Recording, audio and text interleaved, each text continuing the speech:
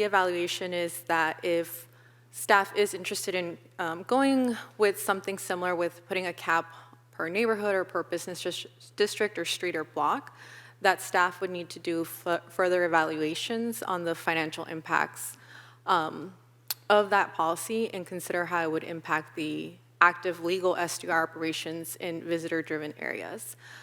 Some of the things to consider with this is that currently, since we don't have any sort of provision that limits the number of SDRs per neighborhood, the city is likely to have whatever, if council does direct staff to put some sort of cap per neighborhood or per street or block, there's the possibility that some of our existing SDRs in some of our areas would already be at that cap or exceed that cap, and so then it does create an issue there.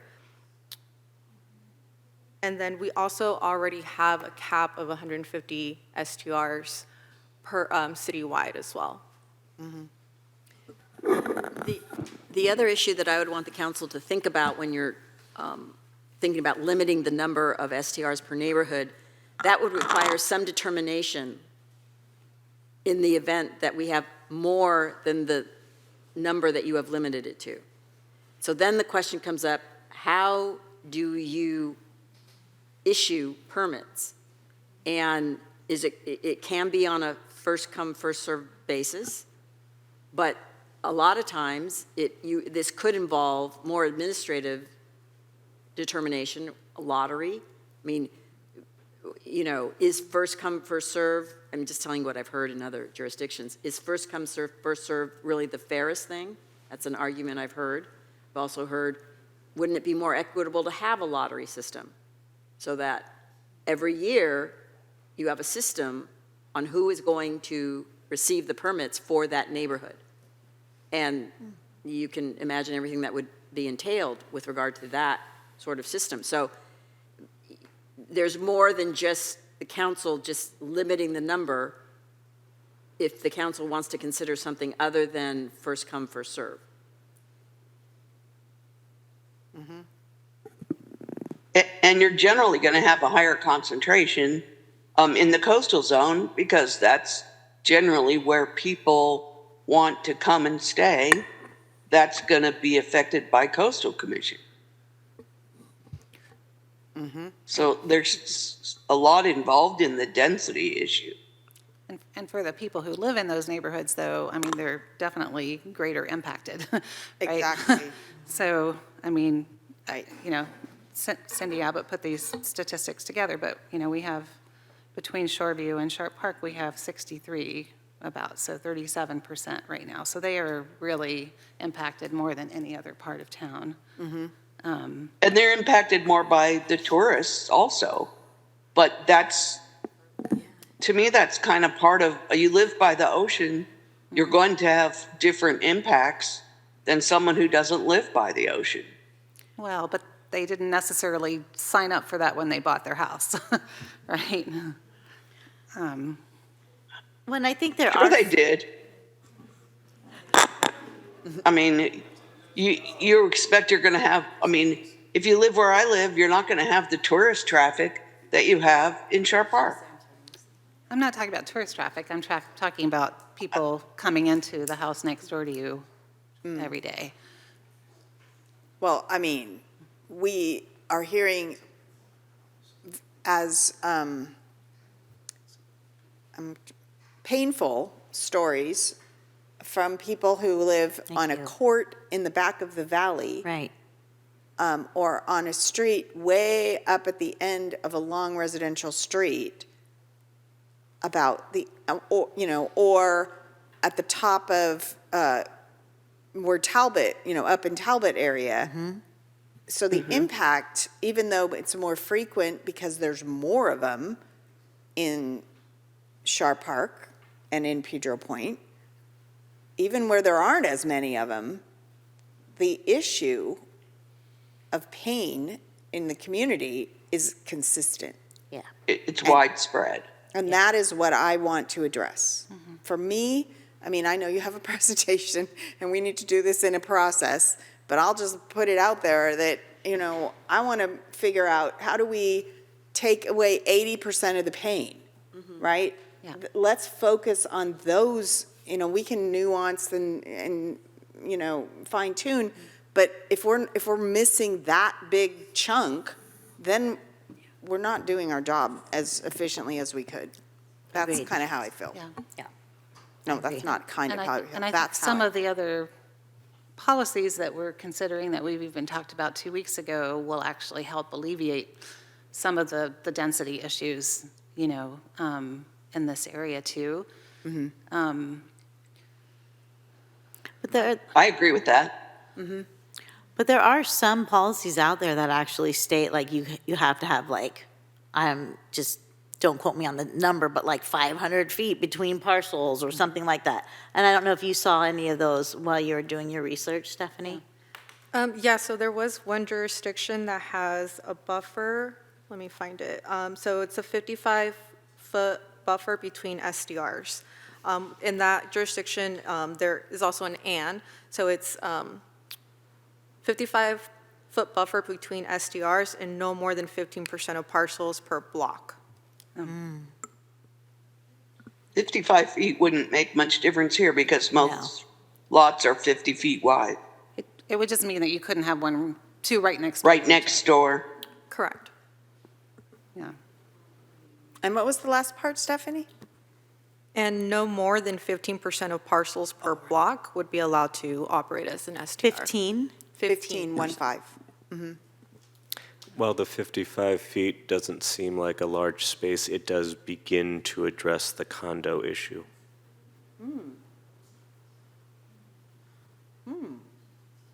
Good point. And the council can make different regulations depending upon the type of residence. So if you want to have a larger buffer in some areas and not others, like for condos, you could change that, and then it could be 55 for, Or Other Or neighborhoods. more for the houses. for single-family residents. Yeah. You could Neighborhoods. do it by zoning, like R1 has this Correct. kind of a buffer, right, where it's more spread out housing.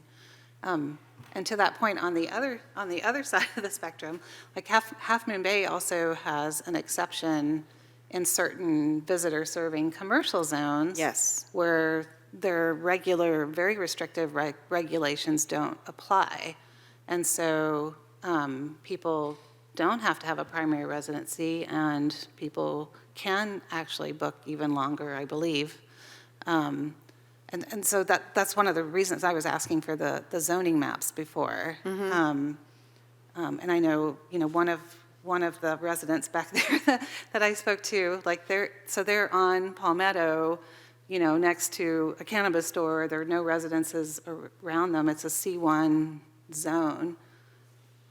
There might be instances where we don't have to be as restrictive, and then instances where we want to be more restrictive. Right. Right. And I feel like we can't do that if we don't have maps. Yeah. Right. And so that's a larger conversation, but I think we really need to have it, so. I do agree with that point. I remember reading that in Half Moon Bay's ordinance about the different zoning, like a commercial zone. And I think about, like, even in our Sharp Park specific plan, where we talked about height and increasing height and density, and it happening only in certain parts of Sharp Park, not on every single street, right? For reasons. We were looking to maintain some sense of character of a neighborhood, and where would it fit better, and where could a 4-story building versus a 2-story building, or one, and all of that. So we have to be mindful.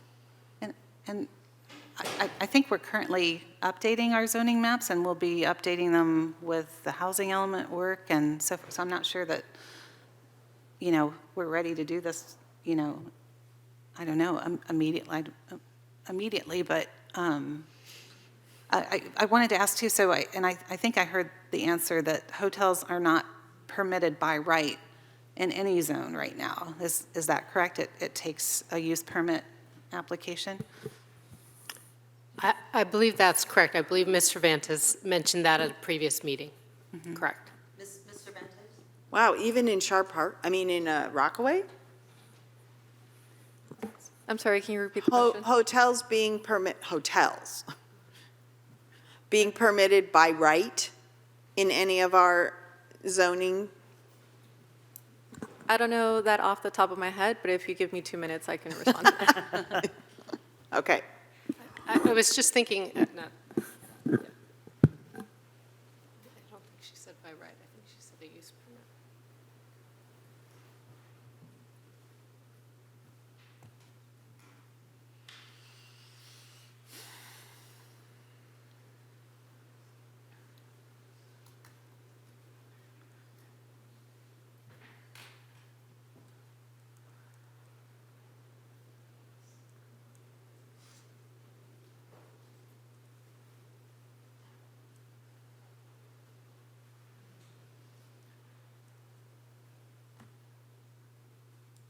I love that you thought about the condos, Tiger, and how the 55 feet would actually address that. And that was a really smart comment, and it gave us something to like build on, because I obviously think it needs to be farther for our single-family homes. And so I think that's the beginning of the conversation. But how do we get to the meat of it? How do we do that? I mean, what's been at the forefront of my mind is that corporate entity, or those corporate entities who have bought up multiple dwellings, Yeah. or a unit that possesses multiple dwellings and flipped it into that which it was not intended to be. And so, looking at that most pernicious actor in town that owns over a dozen houses, if I had a way to pinpoint that and remedy it, that I think is the best way to begin. But I'm not sure what that looks like yet, right? Does that person really own all those units, or are they managing those units? They're managing those units. Okay, yeah, because I looked up Beach Boulevard and Belfast, two of our biggest complaint-driven, and they're owned by totally separate people. Right, so at the end of the day, the problem is the short-term rental management, which, it begs this question of what's the actual relationship. And I'm not one to entertain conspiratorial theories, but, if it quacks like a duck, you wonder whether or not it's a duck. And regardless of whether or not it's a duck, it keeps knocking stuff over like a bowl, so that's a thing. And so, like, when looking at, these so-called bad actors, that's why we're having this conversation to begin with, right? There were folks doing this in such a fashion that it was driving enough people crazy that they decided to come out in force and say, we need to do a lot better than we're doing. Right. And, subsequent to that, and I have a spiel ready for the end of this about where I'm hoping some of this conversation goes later. But as I'm starting to get to know some of these business owners and, find them endearing to whatever extent, and always prefacing that conversation with, you may consider that even though I'm all ears and here in good faith, I'm not your best friend at the end of this conversation. And then we have that conversation, and sure enough, I'm not misrepresenting myself, except that there is some part of my brain thinking in terms of, well, there's some benefit to our community in some instances, surely, and I'm not going to gum up the works by, the introduction of something really late into the game. But it is a consideration somewhere in my brain. And so, like, if I had a magic wand to pinpoint those who were causing the most consternation right now, I would take care of that right now and put some of the conversation off for later, except that everything seems so intertwined that it kind of seems impossible to do that from where I'm sitting. And, here sitting with many brilliant people, I'm hoping to be proven wrong by that. But in the meantime, I'm looking forward to finding the means first and figuring out if there's a better way later. Maybe like Mayor Pro Tem said, if we go back to the small details, like 2 people per bedroom or 2 cars total, maybe we start out with all those regulations and then later get into density or even some of the other ones like hosted or unhosted, because it seems like if we make these regulations a lot, like 3 strikes, that could take out a lot of the bad actors and not make us have to go so deep into it. Lying on applications, those were some of the things we talked about, which could cause a lot of the bad people to go away. Do we have an idea of how many are right next to each other? Like, I thought staff had prepared a Google map that could show us the. Yeah, I thought I saw that too. I know we had the table. Yes, we can try to find that map. I would need a few minutes to pull that up. But just to respond to the earlier question regarding the hotels and if there's any zoning districts that they're permitted by right, the answer is yes and no. So in C1, C2 zoning districts, in the coastal zone, we have a provision that says visitor serving uses are permitted by right. Hotels, motels are considered a visitor commercial use. However, in any scenario that I can think of, we would still need some sort of planning discretionary application because either you are converting an existing building and changing it from a residential use or from some other commercial use into a motel hotel use would be intensifying that use, so you would need a coastal development permit, or you're constructing a brand new hotel from scratch, remodel. So in any scenario that I can think of, there would be some sort of planning application discretionary action, but the use itself would be allowed by right in the coastal zone. Okay. In the coastal zone. Yes, there are no zoning districts outside of the coastal zone that would allow it by right. They do require use permits. Understood. Okay. Thank you. So the small hotel on Pedro Point, Uh-huh. they were there by right then. If that obviously was a commercial zone, so they put that hotel there by right because it is in the coastal zone. The small hotel off San Pedro Avenue? The Anchor Inn. Yes. Anchor Inn. Yes, Oh, Anchor Anchor Inn. They do have Generic. a discretionary permit. I'm blanking on exactly what it was, but at minimum, they do have a coastal development permit. Okay. And while I appreciate what you're saying, Sue, about looking at the little things, I also think that this is our opportunity to dig deep, and I want to take that opportunity while Me we too. have it. Me too. We've invested. But we could go back and start with the other things. Yeah, we got to do it all. So Yeah. let's do it. Okay. So, Anyway, the reason I want to look at the map and understand how many there were right next to each other now, because the 55 feet is basically you're saying you can't have one right next to you, right? So how many instances of, that rule, I mean, obviously there's bigger, you could do a radius or something that impacts more properties, but that seems like a pretty simple one that I'm guessing doesn't impact too many. so staff's looking for that map.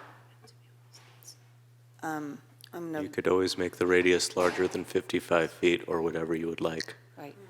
Right.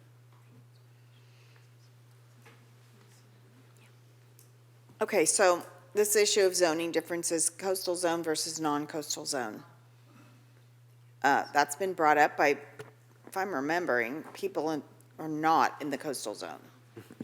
Because they want it, I think my recollection is in the coastal zone, we're going to have coastal commission review of any change we make. And we won't be able to make it effective until that occurs. Whereas in the not coastal zone, it can be effective as Michelle has told us, 30 days or whatever amount of time we need to do legally. So I think that was one aspect of this particular question. And then going back to the mayor's point, it's, clearly debatable because we have, you can't see it, Sue, but we have different sides of the room in giving us nonverbal cues and gestures that it appears to be about split on that notion of, what is your neighborhood? And even if you're in the coastal zone, it's still your neighborhood.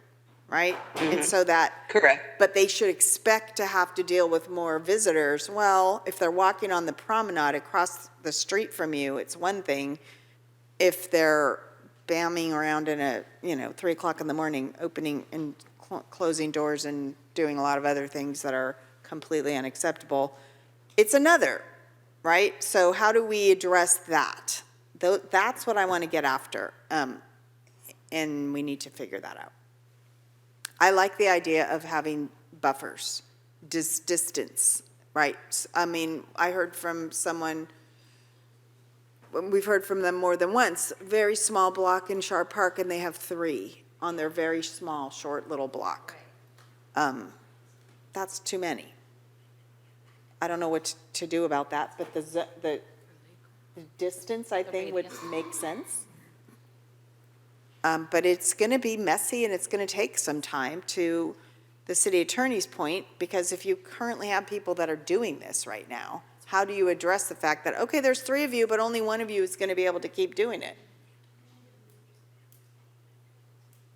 Lottery, I don't know. Maybe someone's not going to want to do it and not seeking to have a permit. And then that one's out. I don't know.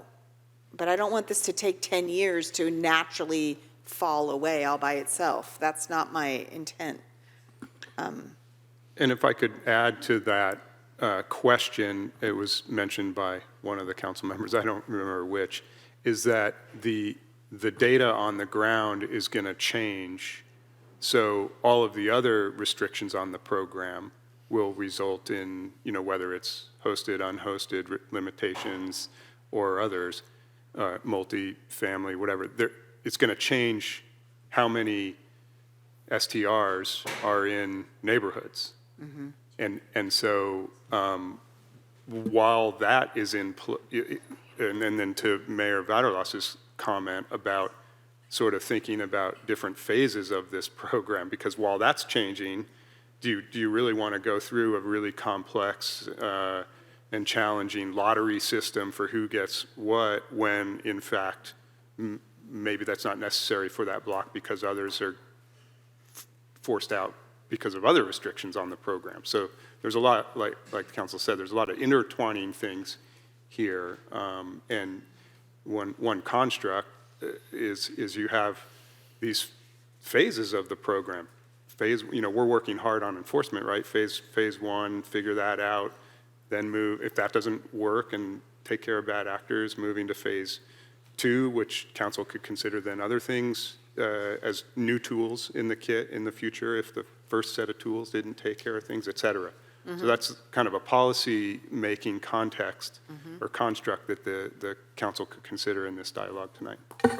In the immediate term, will these buffers address our identified friends on Beach Boulevard, on Salada, on Pedro Point, on Park Pacifica, Valamar, Crespi, Barcelona, Aspen, who are having very specific experiences? Is that buffer going to address that specific experience for those specific known quantities immediately? Well, not necessarily. If there's one and they're bad, and there's a giant party every other day, the buffer is there's nobody else there, and it's still bad, right? So it's a bit about behavior enforcement, to your point, but also what the mayor said about limitations. I don't care if it advertises 16 people can sleep there. You can't have it. That's not okay, period. Yeah. So that there's some clarity that it doesn't matter what someone wants to list, they're not allowed to do that. Right, and I think those are the things that we talked about before, that maybe we should just knock them out now, because then we'll have an understanding of what we're looking at. Yeah, maybe these aren't as big a deal if Like- we're really getting to the meat of the problem. Yeah, like 1 STR per natural person, and how many people can stay in a room, and how many cars can park, and how many, those little things. And if we're super clear on our direction for all of that, then we can, I don't know. I just feel like we need to do that. I think Yeah, or else we're just gonna be like playing ping pong. We are, I we think already are. what this particular thing talks about, though, separate from the other issues is neighborhood cohesion, right? If you get Yes. too many in one area, and that's not necessarily controlled Right. by those things. It might be reduce some, but, so to the point of one small block in Sharp Park that has 3. And so like, that's what I'm thinking, like, the 55 feet isn't too restrictive, right? That could be a starting point. So you just don't have, so that's, I mean, maybe they'd still have 3 on the block, but at least they're spaced. I don't know. Sorry, can I change it a little, go backwards a little bit from what I said? Because what I said didn't sound the way I was thinking it was going to sound. Okay? That I am sorry for people who live next to people who are bad actors. I think that some of them are good, some of them aren't. I don't think that when you purchased your house or planned on living there, that you ever expected anyone to do the things that some of these people do. Right.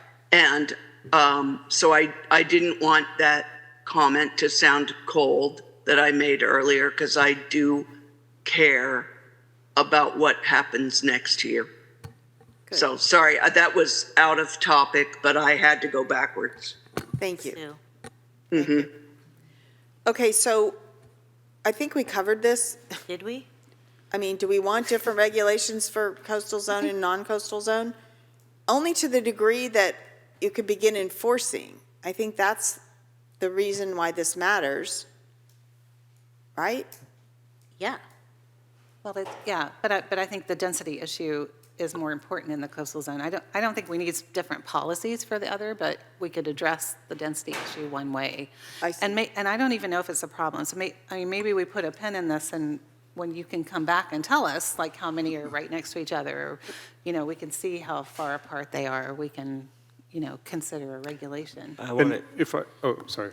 I was just going to say, I do want to introduce the idea of revisiting the cap, because if the idea is that we're thinning out the density, then at some point, that might be a helpful approach also. And I'm not suggesting that conversation tonight. But it occurs to me, like, if Marbella Lane went away tomorrow, and that's 15 units that maybe are no longer viable as STRs, okay, well, 135 then becomes the appropriate cap or whatever. Or that other STR management company that does the 6, or if that apartment building with the 6 rooms goes away tomorrow, you can reduce it down to 120 pretty quick if you get rid of some of these known quantities. And so in thinking in terms of starting to chip away at density, that might come in handy down the road. Okay.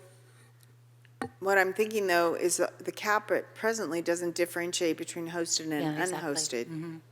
And it also doesn't differentiate between units. You can have one license, right? But it doesn't differentiate between units, which I think we need to. But I thought No, it did. actually, It does. I each think it does. permit, Oh. each permit, it represents one unit. Each When u- they Oh, did one more unit. research. each unit has to have its own permit. Yeah. Like the 4-unit building has And 4 permits so, right now. yeah, so the 5-unit apartment building has 5 different Permits, Correct. but permits, one One- license. One license. One business license, but 5 STR permits. But what That's we had correct. said So- before the was cap. one license equals one One unit. That's what we were Yeah. saying originally, or I don't think originally, but, Yes. last So meeting. in terms of the cap, the permit counts, each of those 5 counts towards the cap. It's not one that counts toward the cap. But But we're not talking about the cap. But that's one owner has 5 Sorry. permits, Right. okay? And so that's not one owner has 1 permit, Right. right? Yeah, so Now, regardless of the I feel like we cap. talked about that, but maybe I just thought it in my head, and No, I think we Christine and I did talk about it. And that's one why we're person- not clear about all the things that we directed already. So, I heard something that I wanted to clarify. So with zoning differences between the difference of coastal and non-coastal zones, so just to be clear, there's 2 things going on here. whatever ordinance changes the council directs and the council adopts, they go into effect immediately or after 30 days in the non-coastal zone, and then we go down the coastal commission process for the coastal zone. Right. Okay. So one of the questions, because Mayor Pro Tem Beckmeyer, you mentioned about beginning enforcement, right? So those policy changes get applied immediately to the non-coastal zone. The question about zoning differences is, do you want to have different policies for the coastal versus non-coastal? So that's what this concept is saying, different policies for coastal versus non-coastal. What would be the I don't think I understand what the advantage is, because I think I'm very focused on the negative impacts on neighborhoods. Yes. So I'm kind of like, it's negatively impacting in coastal zone and non-coastal zone. Right. What I want to address is what the negative impacts are and do away with those. Unless you can give me a reason, but think about this. You know, in the coastal zone, there's nowhere to park. And so maybe it needs to be one car instead of two cars. Like, you know what I mean? I need some. Yeah, well, staff's recommendations to not have different policies for coastal and Can non-coastal. you guys think of a reason we would need different ones? I mean, they might be slightly different, but I think the core policies we're trying to solve are going to help the coastal zone too, and it would be easier to keep them the same. Okay. I mean, we reserve can the always right to revisit it change if our we, minds. exactly, we can always, I mean, Right. I want to make sure people know that too, that, you know, this is probably not going to be a perfect ordinance that we roll out, right? And we can make changes. It's easier to make little changes. It's hard to do this whole big Yeah. change. Well, and to that point, if I can just have a moment to sort of explain how this process generally works with, you are creating, you started, you know, all those years ago, the regulatory program. You are now doing what a lot of jurisdictions do, which is trying to address ways to make the ordinance better. And there are different mechanisms to do that. We have started to more aggressively, as soon as, you know, a lot of these complaints came in, to really impact the secondary impacts through active enforcement. Now, active enforcement is different than what you're doing tonight, right? What you're doing tonight is you're creating the tools upon which we will base that active enforcement in the future. So my conclusion is really that you are following the process. And you know, thank you, Councilmember Bowles, for that statement, because that is exactly what you are doing. You are, whatever actions you take, we are making this regulatory program better. Is it going to be perfect? I doubt it. I've never seen a perfect regulatory program. Whether it's a year from now, whether it's 2 years from now, some council will be back here discussing, how is this program working? Are there things that we can do? Mm-hmm. So my point really is to emphasize what Councilmember Bowles said, because, you know, there's a saying, you don't want to throw out the good for the perfect. In pursuit of the perfect. Right. I heard that somewhere. Right. Okay, so I think we got the zoning difference thing covered. Yeah. Right, thank you.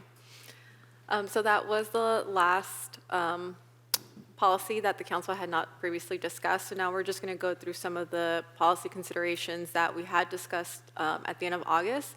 And there's a couple that we do need some clarification on. Okay. So the first is the hosted versus unhosted SDRs.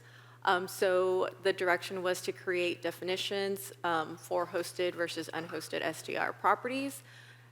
One of the things that we do need further direction on is the number of days that the council would like to limit for unhosted SDRs. Well, my recollection is people were centering on 90 days when we spoke of this last time. I feel like there hadn't been,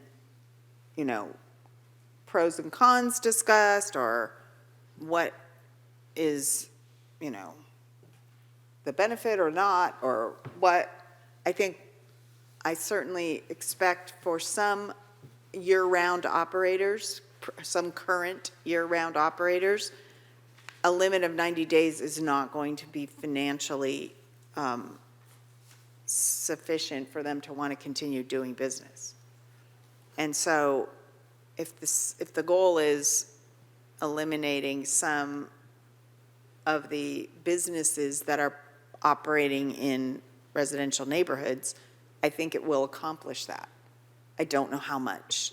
And the real issue is, but which ones? Right? The bad actors, I don't know. Let's hope, but maybe not. Maybe it becomes such a restriction that we lose the little operators that aren't really bothering anybody, and all the big ones stay on and go, 90 days, I'll charge $500 a night or $1,000 a night, and I'll still make as much money. It's, price elasticity, right? And what the market will bear. So, what do you think, council? I know what you think. We don't need to talk. I mean, I think most of the ordinances that I've looked over that people have sent us, it's 60 days. And then I went back and forth last time thinking about 90 for the exact same reason that you did. But it does seem like most of them are 60. And I was thinking 120. Right, yeah. But And I think that's where, I think the discussion was maybe 90 was a good compromise in between. I think that's where we in landed on between 90. those. But I also want to make the point, and this just occurred to me as we were, Mayor Pro Tem and I were meeting with the city attorney. I mean, this is a limit to short-term rentals of 30 days, less than 30 days, right? But I mean, I've seen Airbnb platforms, and sites and homes that are rented for more than 30 days. And so these regulations don't apply to that. So someone could rent short-term for 90 days, and then they could rent to a visiting nurse or to some college interns or a professor on sabbatical for less than a year, right? So it's not necessarily, I mean, it's probably not as much money as they would be making, but it's not taking out, any economics by blocking them. Mayor Vaterlaus, correct me if I'm wrong, once you've rented out a place for more than 30 days, aren't there occupancy laws that are coming into effect that weigh heavily into that decision-making process? yes, because then you're a tenant, and you're no longer short-term rental after 30 days. So none of the regulations would apply then, So because you're not a short-term rental. from your professional expertise, Mayor, because I've talked to people who do have work, they are working with teachers that are placed on contract, like contract teachers that aren't here for a whole year, nurses and other medical personnel, and often I've been told, and they can afford to pay a lot because the companies are kept picking up the tab for that. So how does that work? Here's my question. I understand legally the tenancy issues pertain. Anything over 30 days, the tenancy issues pertain. But there's also a contract, right? I mean, if you're housing a visiting nurse for 6 months, it's a contract. Now, could they go Right. ahead and say, I'm not leaving, and then you're into that whole ball of wax? Yeah, Right. you are. Then you have to do a full eviction and all that, even after 30 days. You'd have to do a full eviction if they don't leave. And it totally gets removed from the short-term rental category because it's no longer short-term rental. So it doesn't apply. None of these rules would apply. Right. So that's a whole different thing. That's a tenancy. And yes, you would have a tenancy agreement, some kind of lease agreement with those people. always. I do want to ask a clarifying question to City Attorney, and I think the answer is self-evident, but I tend not to assume. And that's to your point that, well, to one of these corporations who bought a house and now it's the rental unit in 90 days, then they could just jack the price up to $2,000 and it makes it worthwhile for them. We do not have the ability to limit the amount charged in any fashion by any of these STR operators, correct? No, we do not Okay. have that authority. Just making sure. Nope. You know, The answer was no, right? correct. Correct. Sorry, yes, Okay. the answer was Thank no. you. I will speak Thank up. you. Okay. All right, so Are we giving I'm direction? hearing 60, 60, 120, 90. No, he said 30. I said 90. Oh, I thought you agreed to 90. So I said I would be willing to be pushed to 90 if that's consensus. That's very different. That is very different. And if I could add, I think, again, this is one of those program changes that we don't know what the behavior of each of the STR owners is going to be. You know, you mentioned scenarios of renting out part year. It could also be the case that the owner likes to come to Pacifica occasionally and they choose for it to sit vacant the rest of the non-60 or 90 days so that their family members can use it or their friends free of charge and not be rented out. That's a scenario.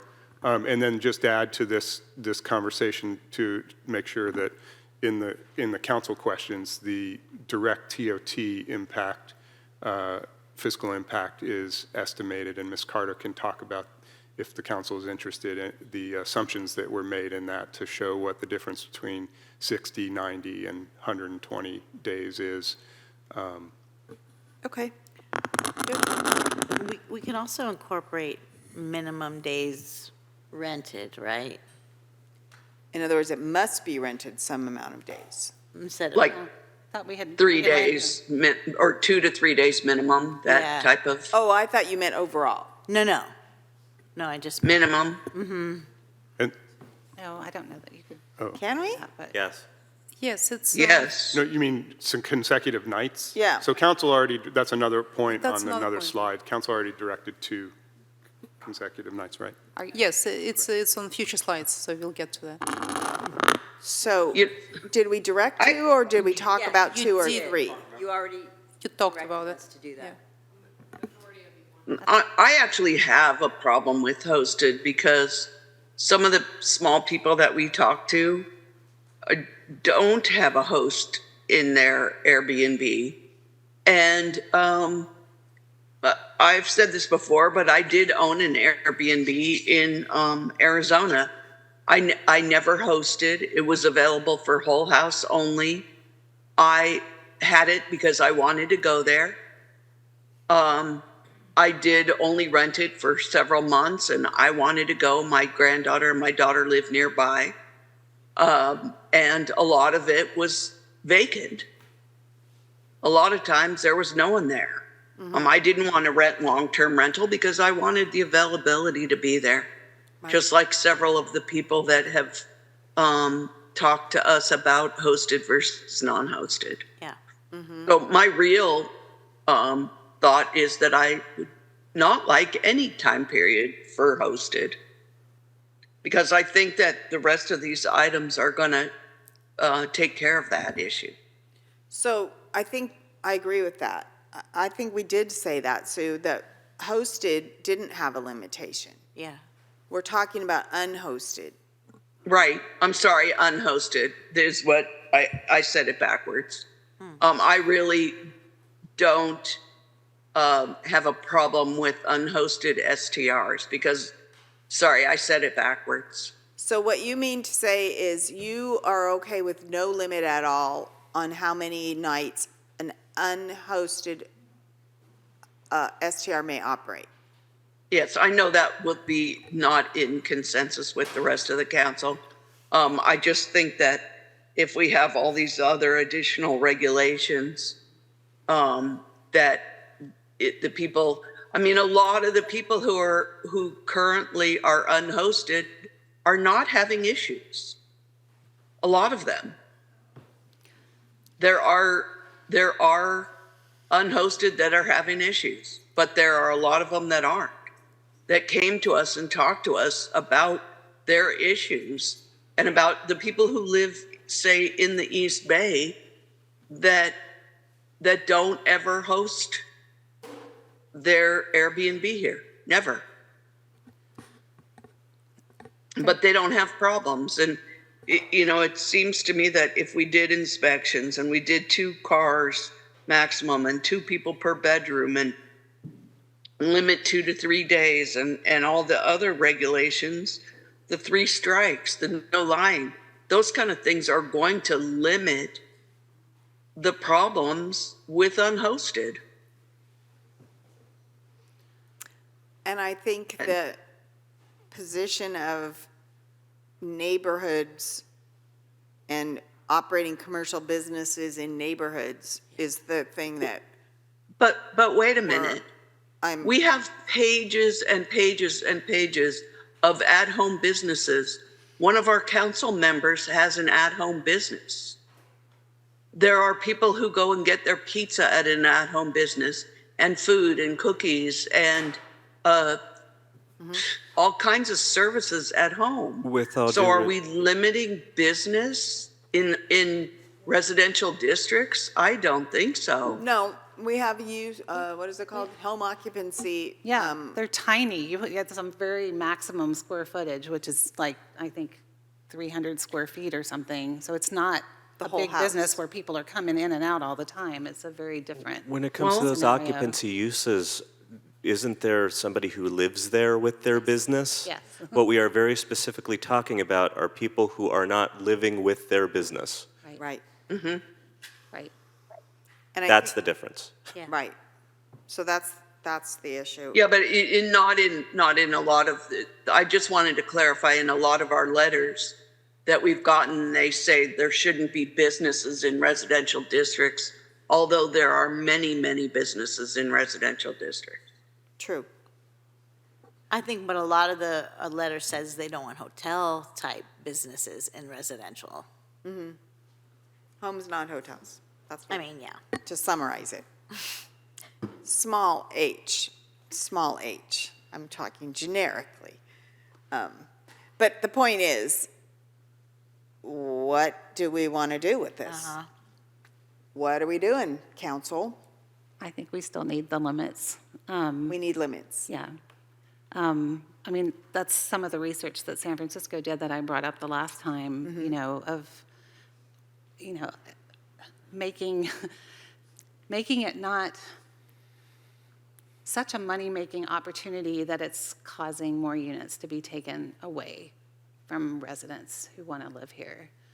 And then also for the people who do live next door, the unhosted, while they're not always a problem if you've got a good host who lays out the rules and so forth, but those tend to be the ones that are problematic are unhosted, and you just don't have someone there, right, who can nip something in the bud.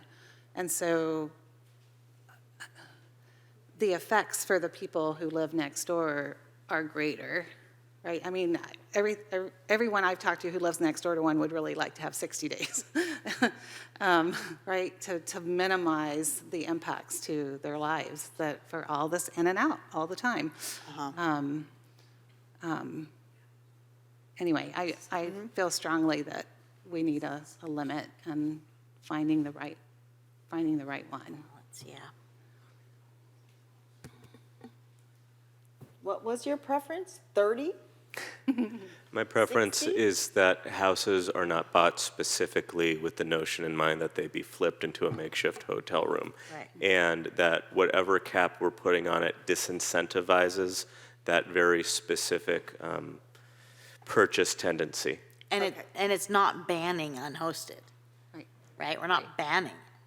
Right. No. Someone can go off on vacation and rent their house and pay for their home improvements and pay for their trip, right? if realistically I thought that somebody would buy a house and unhost for 150 days, but they'd still really be living there, or something like that, show me numbers and convince me. But lacking that, what I'm saying is what I've heard so far, what I've seen so far, it's hard for me to fathom that much more than 90 days doesn't give whatever these STR operators the incentive to buy up our real estate, to not use it for what it's been planned for. So I don't know what that number winds up being. What I'm saying is I definitely can't vote for more than 90. No, me either.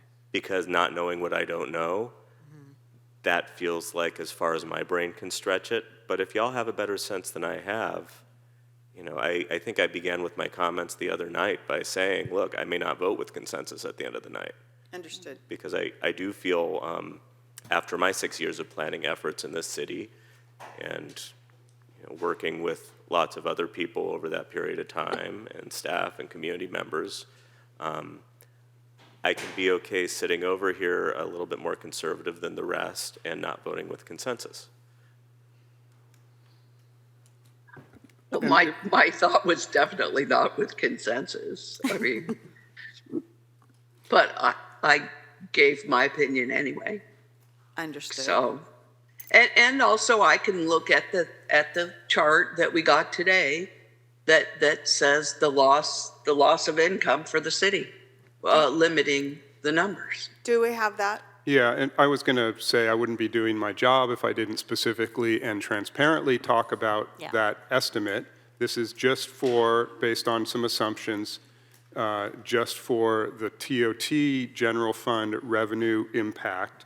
And the number I'll recite you is if Coastal Commission were to approve that limit and that limit was implemented citywide, then at that point in time, a 60-night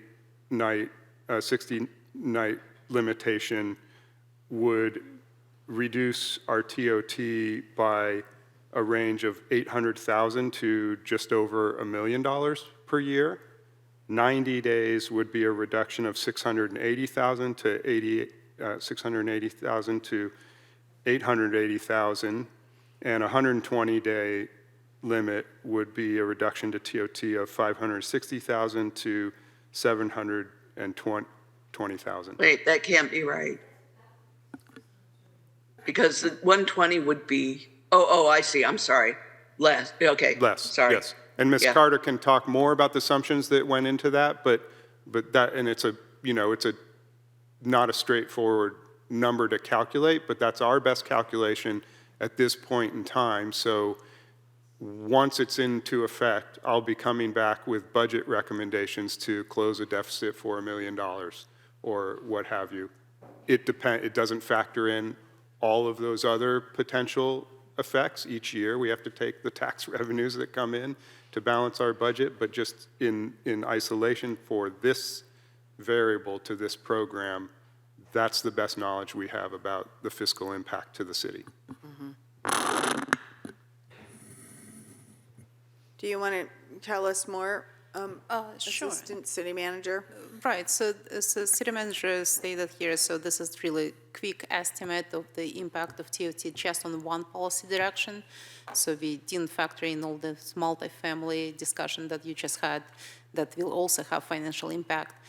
But for this specific issue, because this is kind of the major point here, so we assumed, well, based on the information we have so far, again, our renewal will show a little bit more data here, but based on the information we have so far, we have between 80 and 90% of all STRs are unhosted right now, so that's what we used in the assumption, that's why you see the range here.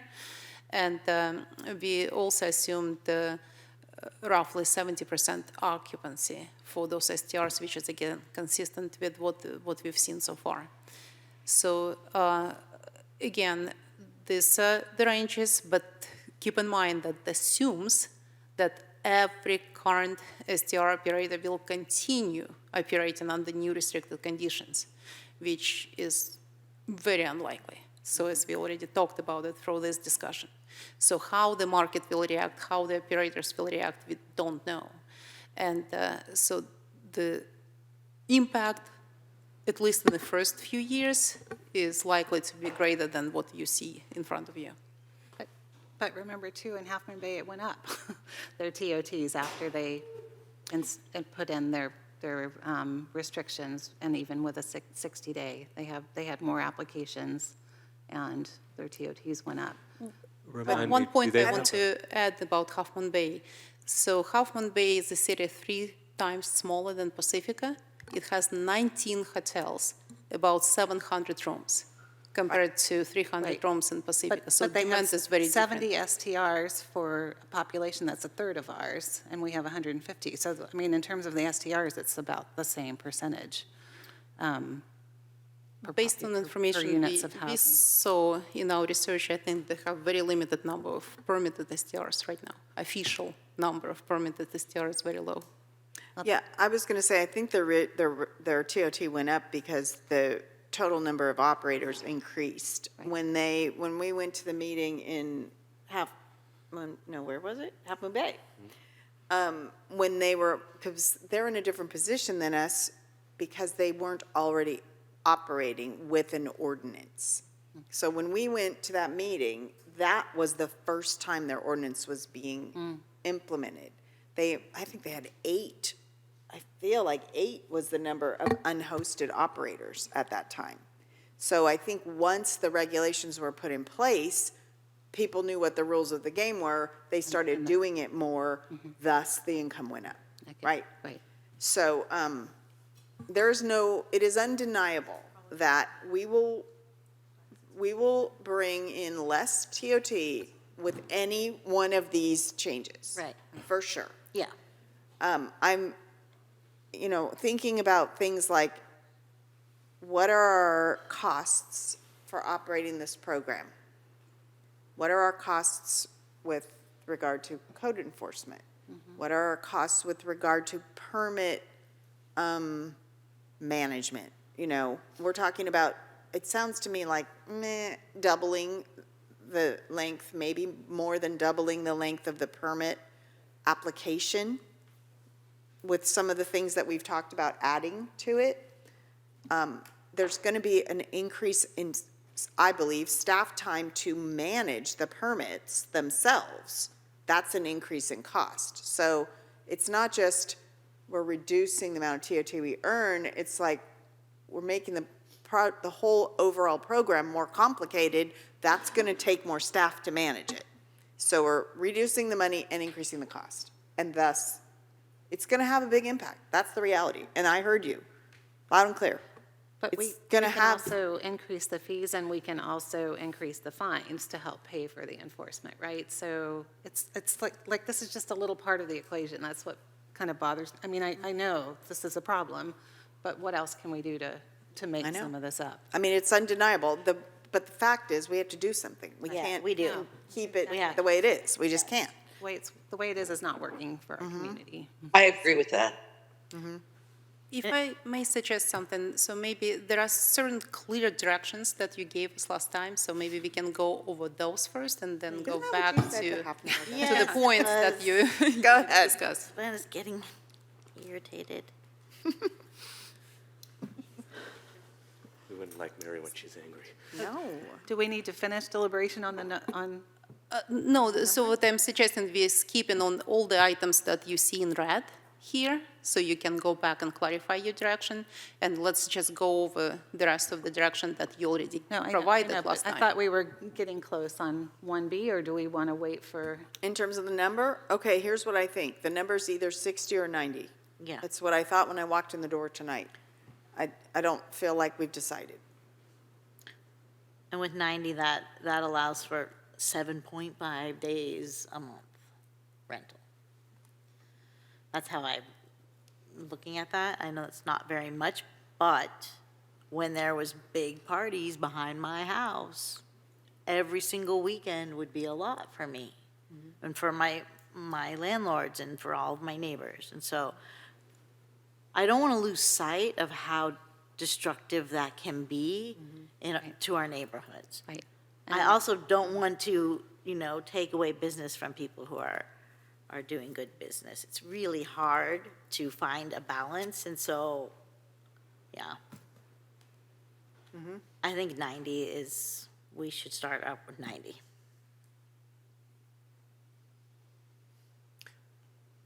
I can be pushed that far. Mayor? And I can go down that to 90. It's still not much, because that means you can rent out your place for 1 week a month. It's not very much. Or the whole But- summer, or the whole fall when you're on vacation or sabbatical. What are your Okay. thoughts? Let's leave it at 90 and let's keep going on. yeah. Did you add your thoughts in? Yeah, I mean, I think I'm okay with 90. That's what I heard you say. Yeah. Okay. All right. Can we talk about primary residency requirement? Because this is a big issue. When I'm hearing that what I thought was going to be the solution to this whole issue was a natural person. And now I'm hearing, you can ask for that, but that's not legally defensible or legally possible in the state of California. How are we going to work with this? What else can we do that basically it lands in the same place? Because I'm concerned, the things that Tiger brought up already tonight, just, hypothetically, anecdotally, well, I'll just buy it and give it to someone else to manage for me, now it's a corporate owner again. Everything's a corporate owner then.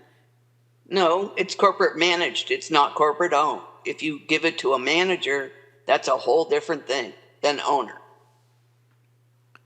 And can we limit the owner to a natural person? Well, No. The answer. I understand this discussion, and this is my first sort of foray into this discussion. So let me start by saying, number one, we don't tell you no. The city attorney does not tell you what you can and cannot do. That is not what, I'm here for. That's not my job. My job is just to advise you on the risks associated with whatever action you're about to take. So let's just start with this conversation that I have heard secondhand about all these other jurisdictions are doing this. Why can't we? We can, but here are the risks associated with it. We could make an ordinance that would only define natural person as people. We could do that. But the reality is, under state law, natural persons are defined as people and corporations. And we've all heard about, Supreme Court decisions that have promoted that. So that risk associated with that is one that the council can consider. And what we have been trying to tell you is that there are other mechanisms that you can input into this ordinance that will address the corporate concern. One of them would be that one owner, one STR permit per single-family residence or per unit, right? So one person, one owner, whether it be a natural person or a corporation, could only hold one permit. So that will address the issue with one entity or person owning multiple permits. But, Do they have but to a have- corporation could, you could have a different corporation for each house and still be Sure. under the same Sure, ownership. but now let's look at all the other regulations that you're talking about imposing. You're going to limit unhosted. We could also insert a provision that requires that the owner of the permit have that permit be part of their primary residence. So that would require a corporate entity to have one of their officers have that property be their primary residence. So that's going to limit, additional just creating shell corporations, which, by the way, is not easy to do. It sounds easy. And they certainly would have the money for it. But the reality is that there's a lot of state regulations that require corporations to follow many to take many regulated actions in order to prove that they are a viable corporation. So they have to have meetings, they have to have minutes, they have to have an agent for service of process, they have to have bylaws. So, and that is, you know, an exercise, not just with costs, but time and resources. So while there's no guarantee that you won't have a corporation that is trying to use our single-family residences as money-making operations, but the reality is, given these other enforcement tools that we're recommending that you incorporate into the ordinance, their profit margin, right, which they all use, right? They all put together pro formas on how much profit can they make on this business transaction, given the limit on unhosted rentals, given the requirement that the natural person or entity have this be their primary residence, given the limit that there's only one permit per owner, I would say the majority of your concerns related to corporate ownership have been eliminated. All of them? No. But I do think a majority of them would be eliminated by these enforcement tools that we have been talking about tonight. So that's my sort of first foray into this discussion. And, you know, Denise, I don't know if you have anything to add. That comports with what Denise said at the last meeting, I think. No, I mean, I think if we need to confirm, I think if we're okay with the primary residence, I think that's okay with me, and we don't need to necessarily say natural person, and we can revisit it if we see that it's a loophole that people are finding. And I know that staff would work this out, but what would be the type of methods by which that would be determined? Like, when you submit your application, what do you have to submit to prove that? What kinds of things? Yeah, I mean, like any other social service, right? You have to prove that you live there. Right. Yes, You know, we haven't designed what I'm sorry. So we do have a general list in the staff report. So documentation would likely include a driver's license, tax information, or a copy of any lease or evidence proving the host is actually living in the dwelling unit. And we would expand that, obviously, because we now would have to deal with corporate entities. But we would, we certainly have had to verify corporate ownership and residency requirements on other issues. So we would apply those types of verification at the application stage. And then I would imagine that, you know, we always have the ability to audit. I'm sure that if there were ever any complaints for one of those corporate entity ownerships, that we would begin this more direct enforcement with regard to, do you have a primary resident who is a corporate officer living at that location? Okay. And interestingly, like I said, I looked up 2 properties today. Yes, Which is the one on Beach Boulevard and the one on Belfast. yes. Each of those are individual owners. Each of them said to the county that they were owner occupying the properties. But see, that's what I'm saying. They're Right. not. But that's where if we have our strict regulations and our strikes, we can take someone off if they've lied on their We do application. 2 strikes instead of 3. Well, Yeah. and Well, my. That was one, might that be a was, zero. that was it. Yeah. And I would say that with that particular example, that I'm hopeful that with our new application requirements, that we would have ferreted that out initially. So I do think, you know, to Councilmember Bowles' point, that, you know, the city attorney's office best advice right now is to move forward with these new enforcement tools that I just recited, because I do think, if you were to ask my opinion, that those enforcement tools would eliminate a lot of the concerns with corporate ownership. Not all of them. You're right. We could have, you know, a corporate ownership that really believes that there is a profit to be made in Pacifica with only 90, you know, unhosted days. But, you know, I don't think that that will pencil out in their pro formas for the majority of them, so. Okay. Yeah, unless it's been in their family for a long time, or Right. somehow, you know, in their taxes, but, Okay. so were we all okay with the primary resident requirement? Did we? Yeah. Yeah. I don't think Need to- anyone to vote disagreed. on that? Sue? Mayor?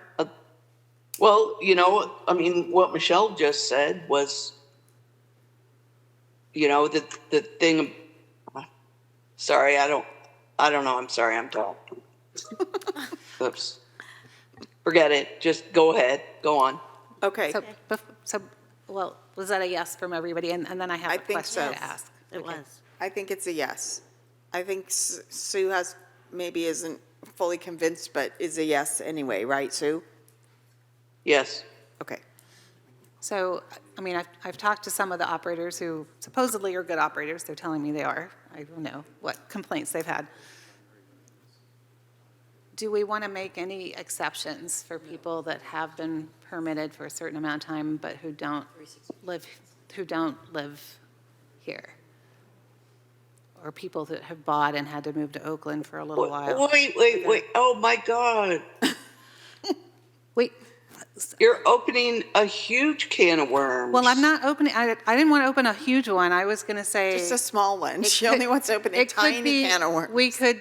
We could offer like, you know, up to 5 or something, or, you know, a certain number or something. I'm not saying that I want to, I'm asking the question on behalf of those people. Right. And/or if it's in certain zones and we're okay with longer, and that it doesn't need to be someone that lives here. I'm just Well, how asking do the you question. regulate one person over another one? That, you know, Yeah. I mean, it's certainly easier to keep the primary. Right. I said I would ask the question. I understand. And, I mean, we addressed this question at the last meeting, and I think I was fairly emphatic about no grandfathering, Right. right? Because to Sue's point, how do you determine who you're grandfathering for, who you're not? You know, I'm not opposed to the notion of looking at other metrics. I'm persuaded, frankly, by the metric of, is this a commercial zone? I mean, we have a lot of those around here. And so I think we should look at that. It kind of goes to that issue of the map and how many in a neighborhood and what's the concentric circle around how many in each neighborhood. Not every neighborhood has commercial zones. So in some ways, if you're looking at, is that fair? Well, no, but life isn't always fair, and things don't, the entirety of but the that's a city. permanent thing. The zoning is a lot different than saying, oh, well, because you're good and because we like you better, you get longer. Yes, if I can add, so as you can see for this provision, one of the things we are asking as well is for the minimum time period. Initially, staff had thought that we would just take 365 days and subtract it by whatever city council recommended in 1B. But if you have a different idea of what that minimum time period should be, we would like to know that as well. So essentially, you would have an unhosted STR based on the recommendation on 1B. You would be able to host for 90 days. The rest of the year, as we had it written here, would be would require a primary residence to live in that unit. Okay, so now we're going backwards again, right? Because, No, we're not going backwards. The limited number of days for an unhosted SDRs, council has already directed us 90 days. This is a time period for which the primary residence or corporate officer is required to live in that unit. That has not been discussed yet. So the discussion point for the council is, there's a primary residency requirement that we're going to add. Separate and apart from anything else, how long do you want the permittee to have to reside in the home during the year in order to be considered their primary residence? That's the question. What I was anticipating, but it may, you know, the city manager was just questioning me on that, analysis, because I was thinking, well, they would have to have this as their primary residence for, 365 days minus 90. Yeah, 365 days minus 270, thank you. no, 275. That's why I went to law school. I could do math. But what the city manager raised was that, so that means that they would have to live in the home for 275 days.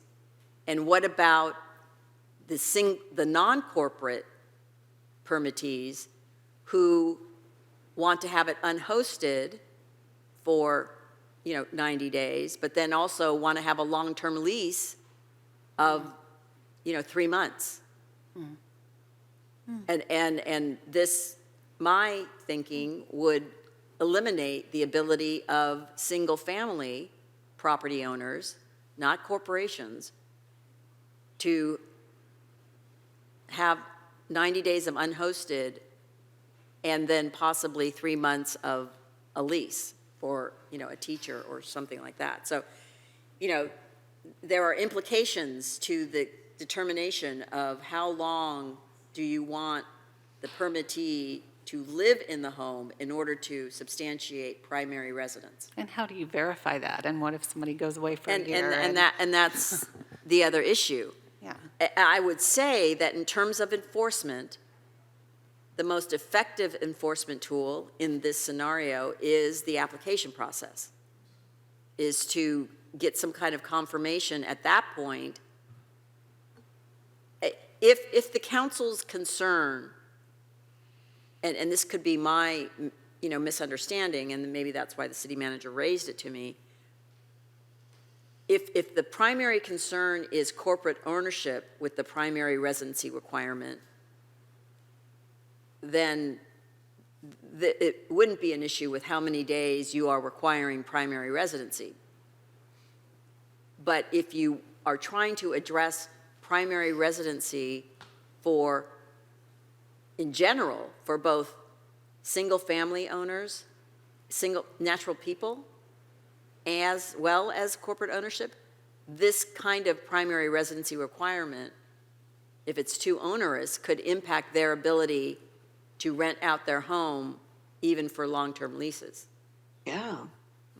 I think it's really limiting I mean, I want to do an insurance rental the rest of the time besides and those are generally like 6 months, 8 months, whatever.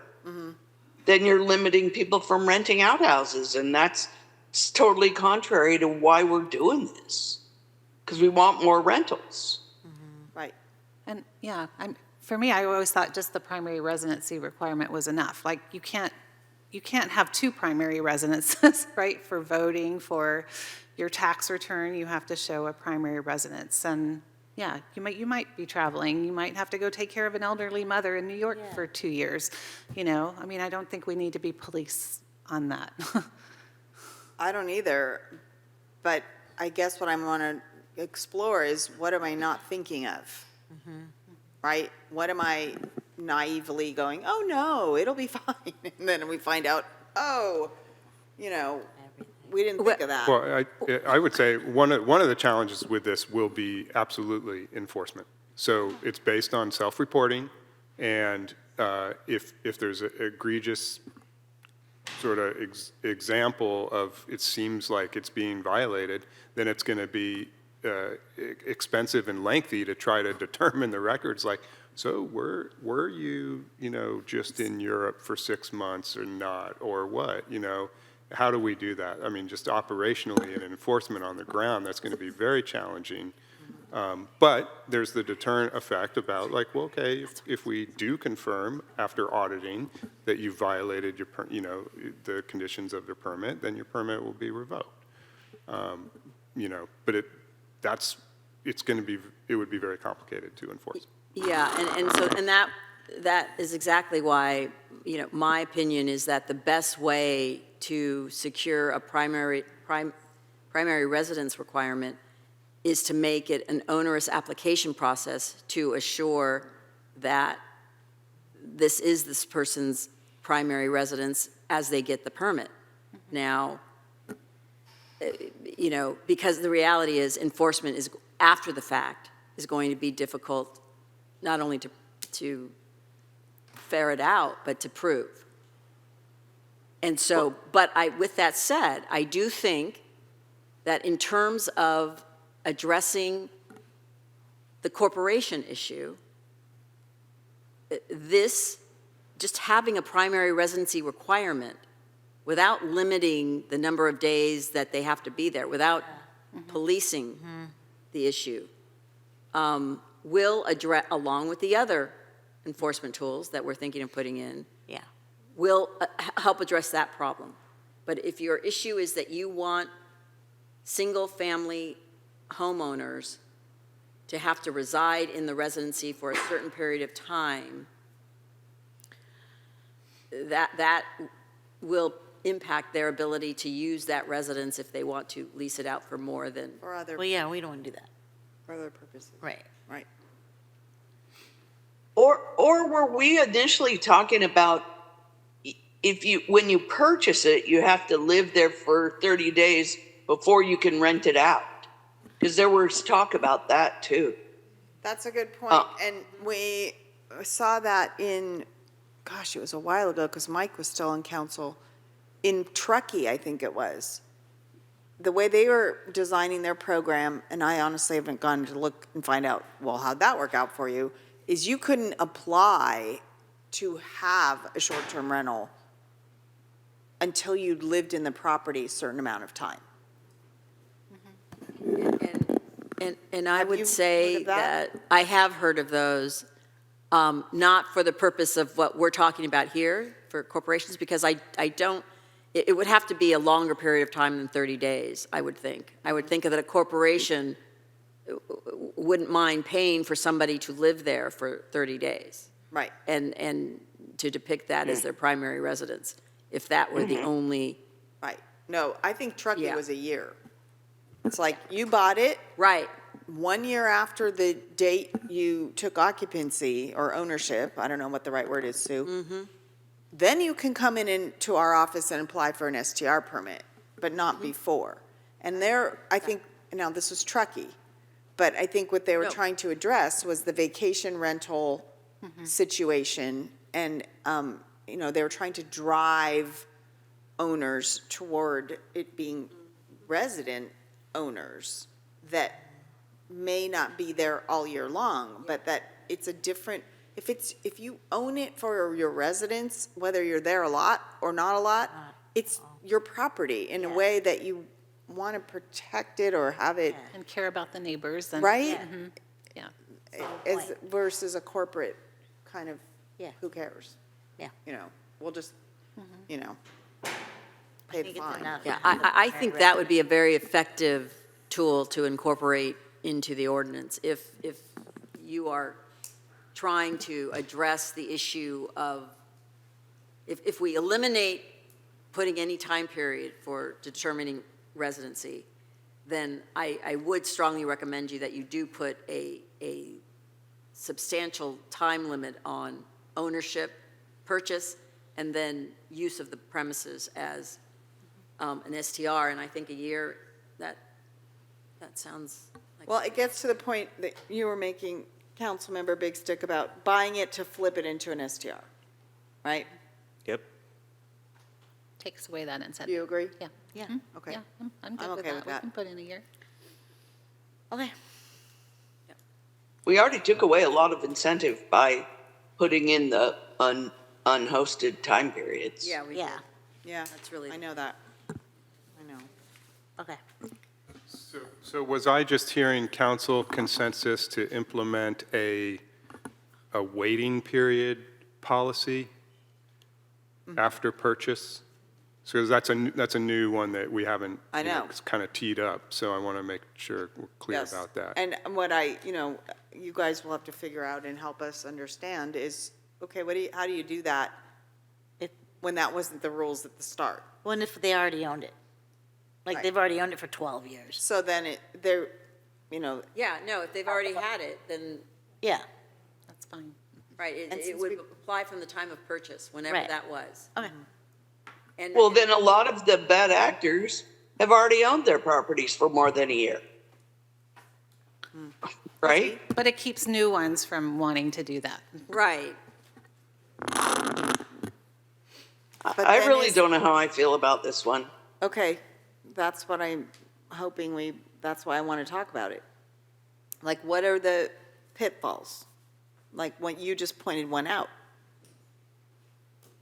What else are we, But they're still Well, going to, I think we need to hear from the mayor on what she can see in terms of, I don't see pitfalls, so, Mayor, do can you you say have- that again, Sue, what you see as the problem? Well, already, like a lot of the properties that we have right now, the people have owned them longer than a year, and they can say, hey, look, I considered this my primary resident for the last year.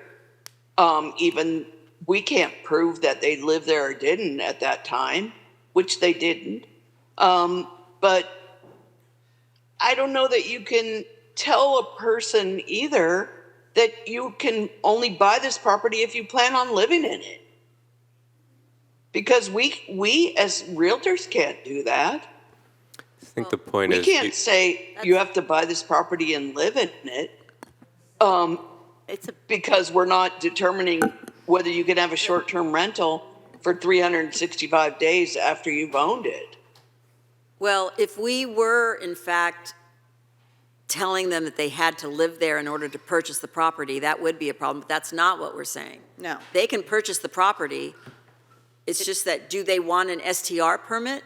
Because if they want an STR permit, they need to live in the home for a year. They have to That- hold it. But now, but that's Own it, own it. that would be Own a it for realtor. year. Own it for That a would be year. a realtor issue, because like right now I have a property, and if someone wants to buy it, do I say, okay, if you want to make this into a short-term rental, you're going to have to read these regulations first. I mean, Yes. generally, I would never even, I just sold one on DeSolo. I wouldn't have ever had a clue that they would get a short-term rental permit. They said, That's their point. this is our family, we're going to buy it, we're going to live here. So I would The never next even. day, they discuss went and that. applied to the city for an STR permit. When they show up, Immediately when they show up, the staff will say, you need to have owned this property for a year before you come in here and apply for an STR permit. And I think we're using the term interchangeably. I mean, okay, maybe it's my bias. Yeah, I'd kind of like them to live there for a year and go to the store and use the, dry cleaner or whatever. But in the event that they're not, they at least have to hold it for a period of time. A year sounds good to me. Before they flip it or try to use it as the STR, that has become so problematic yes. in our neighborhoods. Do you understand Or that the it's nuance? taking away do. housing from. I do understand what you're saying. So one scenario you were asking about different scenarios. One could be that they rent it out for a year, and then they kick out that tenant Ooh, and see? flip it to an STR. And then you have an issue there. But they But can they only do that for 90 90 days. and at that point, they have to be the primary resident. Yeah, they have to prove that they're a primary resident. No, I'm just saying that, so that first year, you have to own it for a year.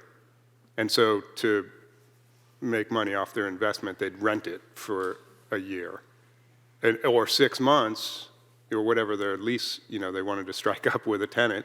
And then they kick that tenant out because then they're going to turn it into the STR program, right? Which is Under all the maximum of- restrictions, under all the other restrictions that the city has, but it might make them more money. It doesn't serve the goal or the need the council has regarding long-term rental housing necessarily. right. Or maybe after a year, they realize, hey, this tenant is really great renter. I'm just going to keep going with this. Why hassle with all the regulations on the city's STR program? Considering the permit is, however many, 15 or whatever, A hassle. a hassle.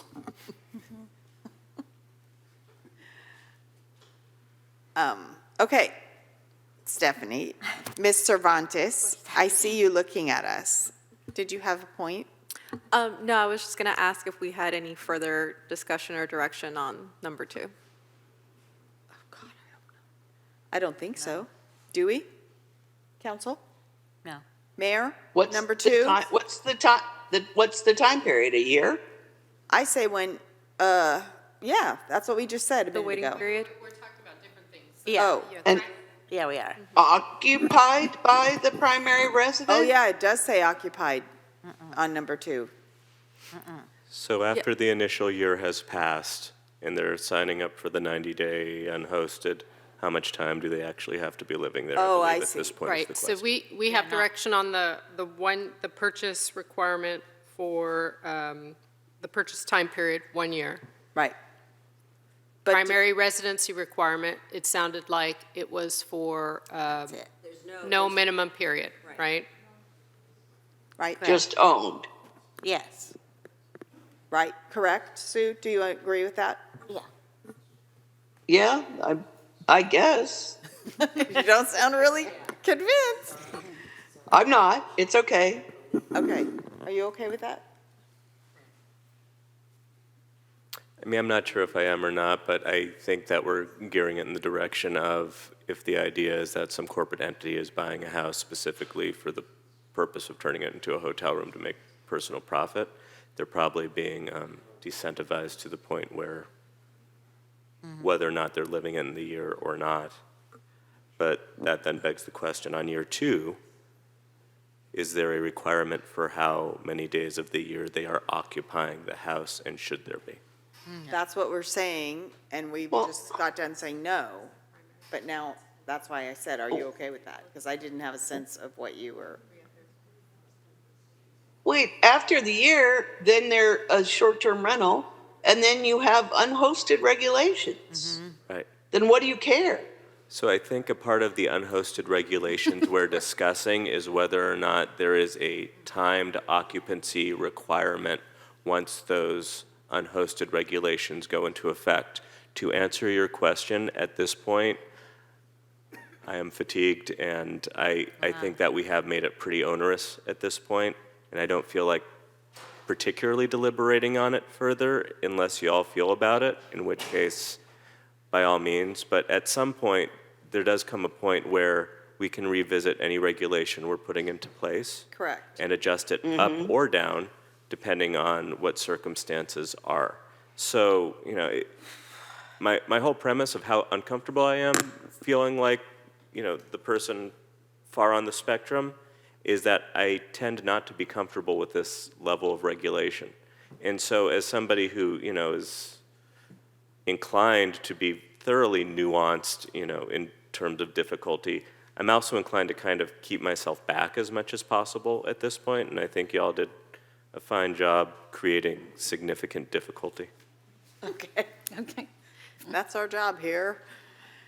All right, I think for me, I don't want a limitation on it in that second year because and then maybe I'm just crazy here, but I'd sure like to see there be some kind of visiting nurse, teacher, contract worker, insurance, what did you call it, Sue? An insurance rental?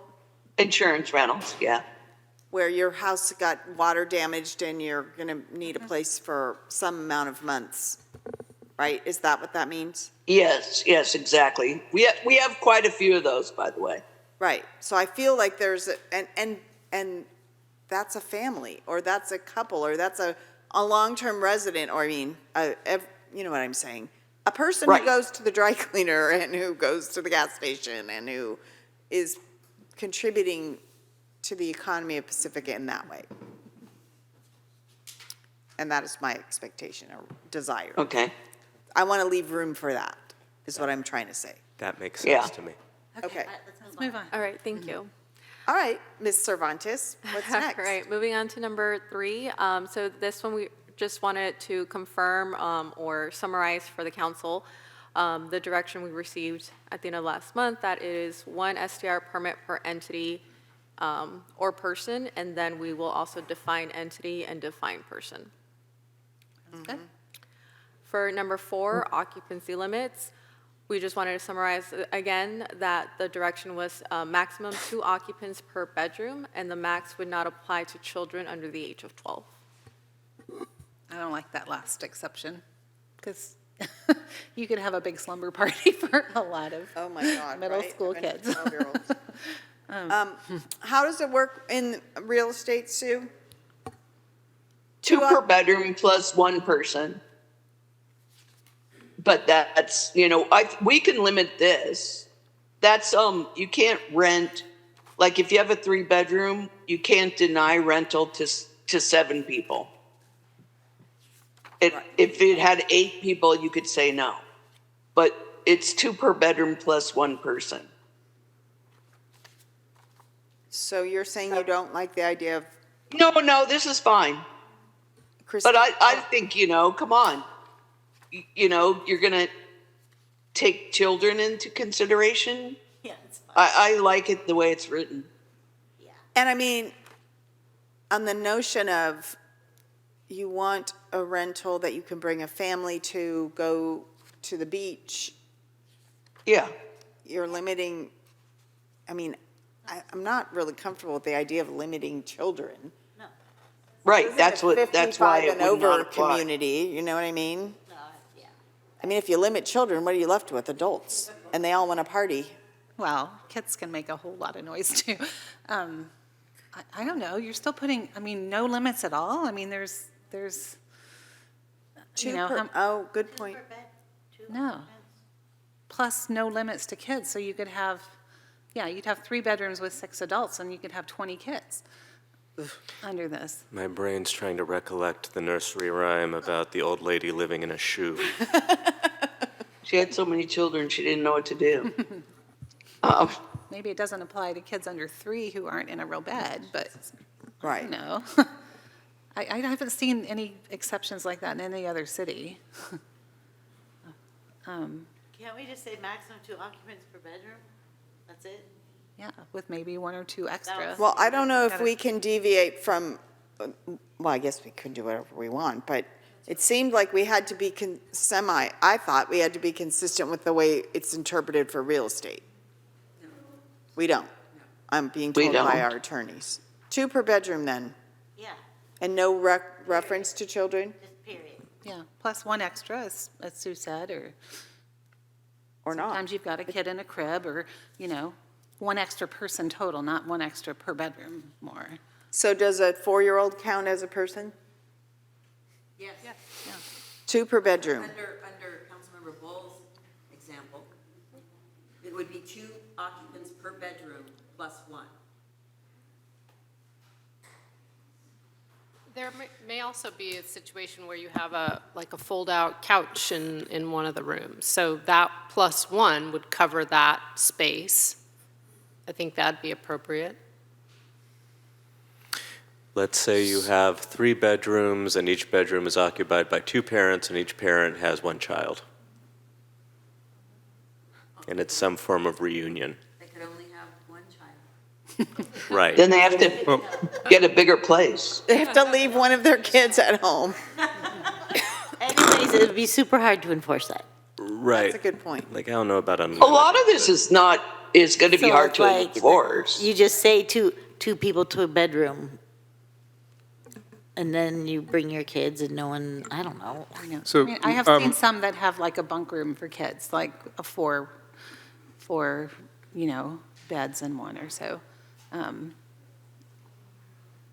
just to, again, throw out another variable, my mind goes to when I was a parent with 2 young infants, and we would never consider sleeping in a separate bedroom than our 6-month-old and our 2-year-old who would be in the bedroom with us. This ordinance wouldn't allow that to happen in Pacifica. Which seems a little onerous. Well, we could say not Under including kids 5? under 2 or under 3, I but if you want to. don't know. What, Sue? Leave it alone. In other words, leave it as it is under the way it's written on number 4.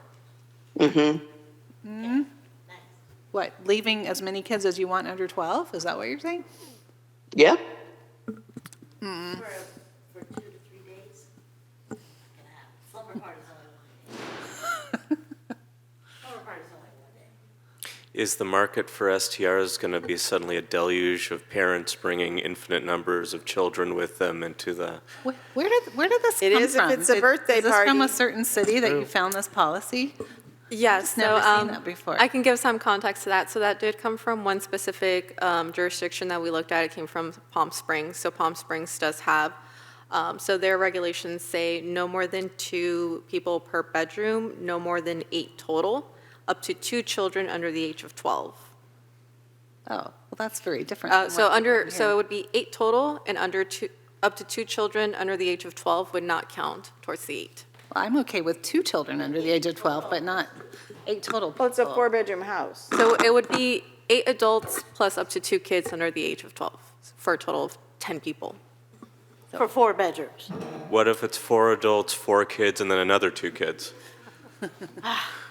I'm sorry. I think you want to keep it as occupants per bedroom, number 1. I agree. Yeah. And then just decide how many additional children you would be acceptable having. I mean, that's really what the issue is, because what we're saying right here and what we had thought was that, children under 12 didn't have, significant impacts. Right. There are a couple of options if the council believes that they might, if there's, 12 of them, right? So you could either limit the number, put a cap on how many children per se. You could limit the maximum would not apply to children under the age of 10 or 7 or 5, or, come up with a different age than 12. Or you can just come up with 2 occupants per bedroom, plus 1, plus 2, right? I mean, I think the under the age of 5 or something like that, to address the little, to Kevin's point. Right, When you're exactly. traveling with your toddlers, for God's sake. Right. No, I disagree. Okay. Yeah, because like under the age of 12, fine, they're not gonna have like, beer and then all, they're not, it's fine. I think it's fine like it is. Oh, In my opinion, it's fine.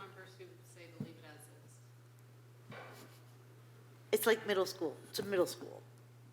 A sleepover party of middle school And A kids. sleepover party for 2 to 3 I mean, nights. there are absolutely parents who the same thing applies, like they will sleep in a room with their 8-year-olds or their 10-year-olds or whatever, especially when they're on vacation. and I don't think that this situation will actually arise very often. So I do think that we have 2 council members who have indicated that they would like to leave the language as is, and we have suggestions for other amendments. So do we have another council member who wants to leave it as is? That would be a consensus. So it's up to the council. Christine does not Not me, want but those if 3 of you kids. do, if 3 of you do, that's okay with me. I think we should leave it as is and move on. Okay. Okay. Thank you. Number 5, Parking requirements.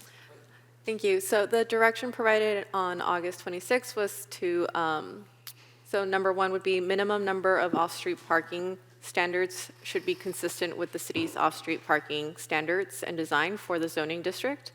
And number two, all the parking spaces made available, all parking spaces should be made available for renters of the unhosted STRs, at least one space available for hosted STRs. Okay. Minimum number. Let me start here. The way that's worded for the unhosted garage space available. Yeah, so essentially any of the parking on site that is designated parking for the residents would need to be available for the renters of an unhosted SDR. And where there's a hosted SDR, there has to be at least one parking space available. Okay. Okay, but that's in conjunction with number one also, so each property will have a certain number of required parking spaces based on number of bedrooms. For single-family homes are required to have a two-car garage, and then multifamily residents are based on the number of bedrooms, yes. A two-car garage, but plus parking in front of the garage for most. For single-family residences, we do not have any requirements on open parking spaces. The only requirements are on two-car garages. Many homes are designed to have the driveway available because we do have setback requirements for garages, which is 20 feet, which does allow enough space for parking, but we don't, and the code doesn't say anything like 2 parking spaces plus 2 driveway spaces. It just says your garage needs to be set back 20 feet. Wait a minute, because there's a tons and tons of houses in Pacifica that have a one-car garage.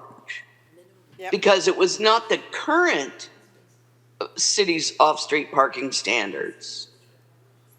And also, many people, you could never park in the garage. Well, that they're going to have to. But But for a short-term rental, So what do you say? one car per bedroom. What do you think it should be, Sue? 2 cars maximum. Oh, Now, I know I already gave the workaround on that one. If you have a lot of people, you rent a bigger van, Right?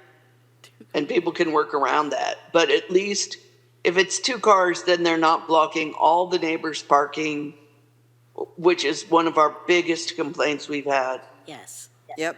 So I'm sorry, what, are you saying that 2 on-site parking spaces. Well, no, 2 parkings, because like I said, there's all these houses that have 1-car garages. So where, you know, is one going to be in the garage and one behind it? Not necessarily. If my car was, I would never park a car in the garage because I would be afraid I'd never get out. But it's just, I don't know. My car is a lot bigger than my garage, or it seems to be. So you But say, I just think like 2 cars per rental. maximum of 2 cars per rental, and you're not differentiating whether they park them on property or anywhere. Right. Spaces made available. I want them to host at least one of those cars on the property. Yeah. I don't want them on the street where it's the coastal zone and there's nowhere to park anyway. And I don't think the coastal commission will like that either. Or on Banyan, when there's like, But, Nowhere to park. I mean, I'm just throwing that out there. Debate me. What do you think, Mary? I think there That's should be fine. one plate, yes, I agree. At least, with that. so 2 max, one on, at least one of which is on property. Yes. No? No. No. Michelle said no. We didn't hear the question. I was talking to the city manager. Oh, okay. We were talking about. Never mind. Go back to your conversation.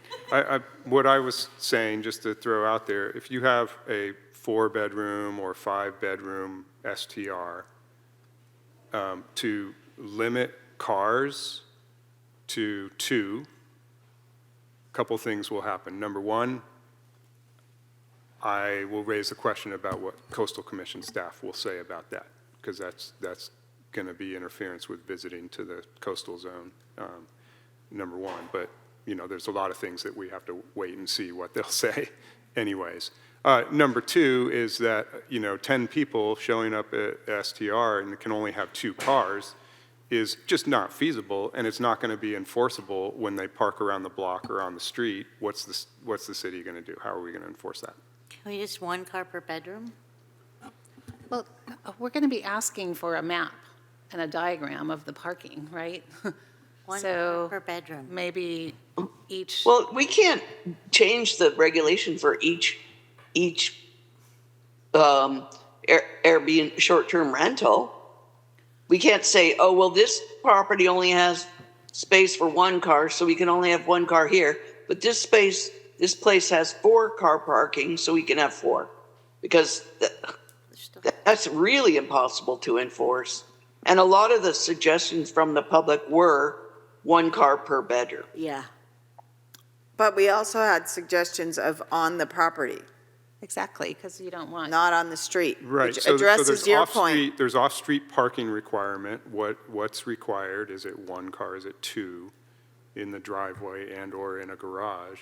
And then there's the idea of, are you trying to limit the total number of cars related to the STR?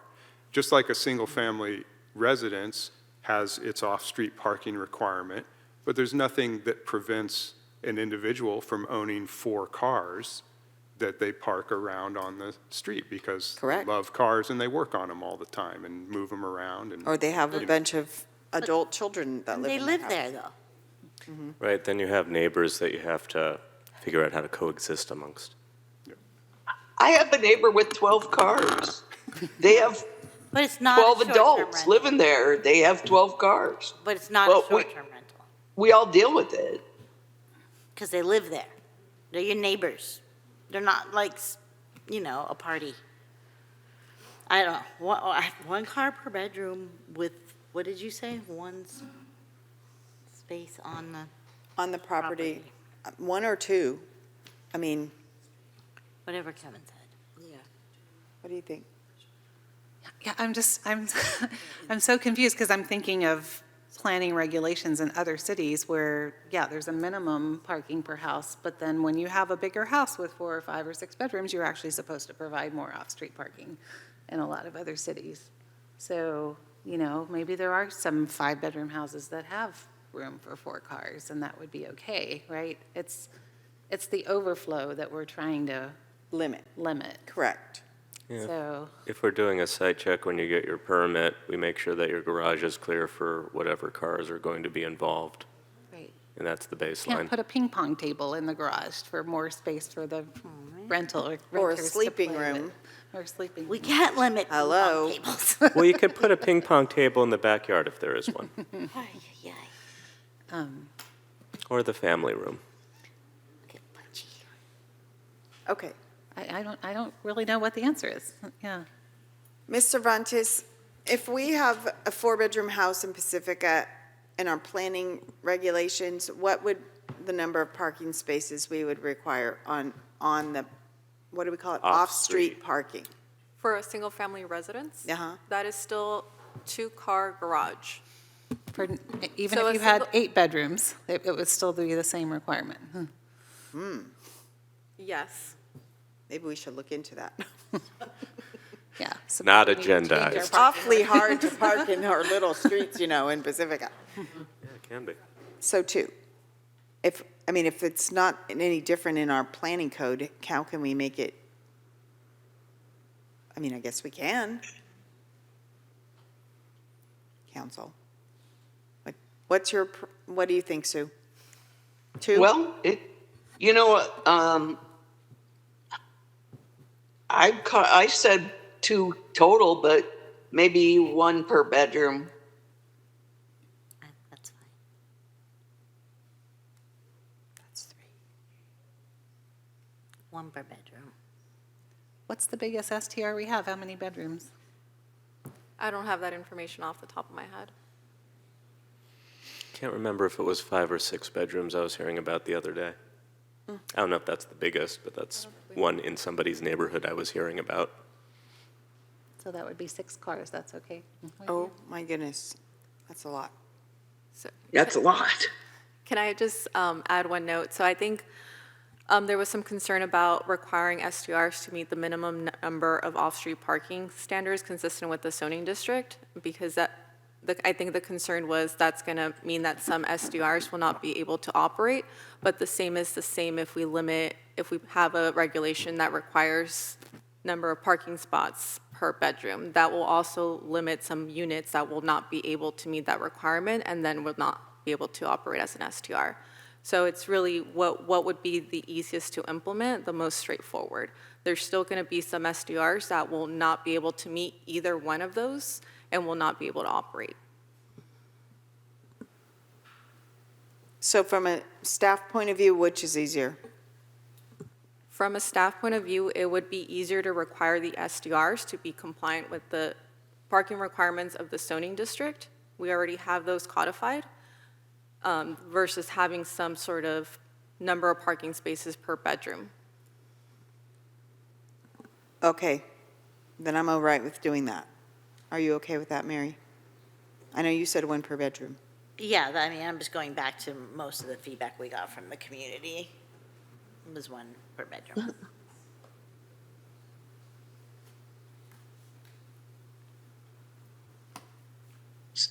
So if you have a 2-bedroom house, Thank you. your minimum number is 1, right? No, all single-family residences in Pacifica are Must have required to have a 2-car garage. There are some that are but- non-conforming that were built prior to our current ordinance that only have 1 parking space. Almost everything that is in Pacifica was built prior to your current standards. Most houses were built in the 50s and 60s here. I don't know. I mean, look at Fairmont's, almost all 1-car garages, and they might have 4 bedrooms. And there's no parking in any of those neighborhoods. And that's there's the no biggest- parking on the street there. Because they're so close together that there's not even, each space is not even big enough for an extra car. Like curb space, you mean? Yeah. Curb space, they're too small for current cars. And in those instances, with those zoning regulations, would an STR be able to operate there? So the way that staff is currently recommending, if there are some, essentially we would not allow non-conforming buildings, non-conforming parking buildings to be operated as an SDR. So that would be Oh, the staff come on. That's the staff recommendation as per the staff report.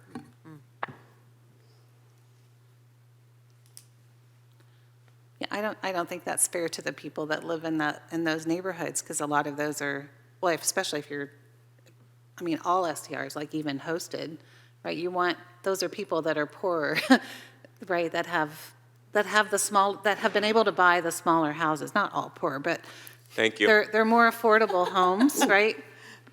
I mean, I know people that live there that, are struggling to meet their mortgage, and they might want to rent a bedroom, and I don't want to block them from doing that. No.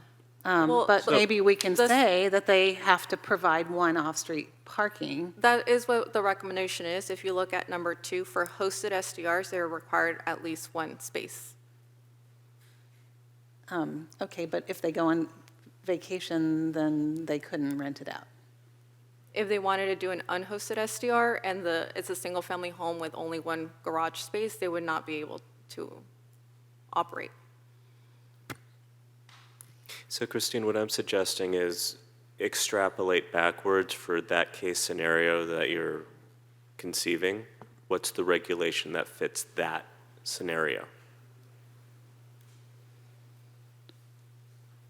I mean, I think we could say maybe 1 off-street and 1 maximum extra car, right, in those neighborhoods, I don't know how if they're non-compliant. For a, okay, So just put it for a non-compliant. non-standard lot. Right, so for Well, non-compliant. they are standard. They're standard from how they were built. Just because they're not standard to current code, it's how they were built. That's the definition of a non-standard lot. They are not up to code for current code. I know, but that's, But are you okay with 2 cars being able, at least one that's off-street and for those properties? that was my suggestion in the beginning, really, to have 2. And then people said, no, that's not enough. 2 cars per building, allowable.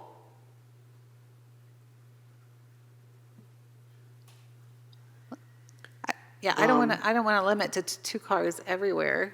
I mean, Well, it's not if like you we're, have re- we're making we're going to have regulations that's based on the parking standards, except in areas that are non-conforming, we would allow up Well, to 2 cars if one Stephanie was. just said they wouldn't allow any short-term rentals if you didn't have the 2-car garage that you're supposed to have. Well, that's, So- That well, that is the staff recommendation. I'm suggesting something different than what Okay. staff recommended so that they Okay. could be allowed in those neighborhoods. Okay.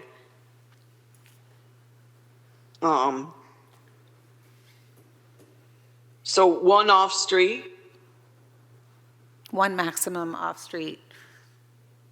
okay. well, I just thought of something. One minimum off-street. Good. You know how in Sharp Park, where we don't want such density of short-term rentals, like 3 on 1 block and all that? And many of those properties have one tiny little garage. And what Ms. Cervantes just said is some of those STRs wouldn't be able to operate because they wouldn't be able to accommodate the parking.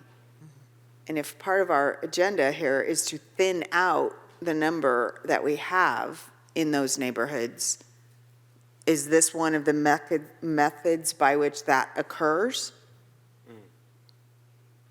I mean, we're talking, you see them, I mean, those little tiny cottages with a really small garage, most of them do have room for a car to One park in car. front, but it's 1.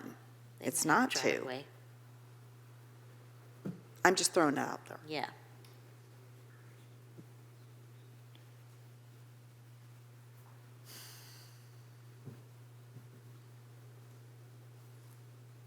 It's weird how this is like such a sticky. I know. I own a 2-bedroom house that has no garage at all. It does have space for 2 cars to park. One of them is set back off the street and the other one is a driveway, but there's not a garage at all.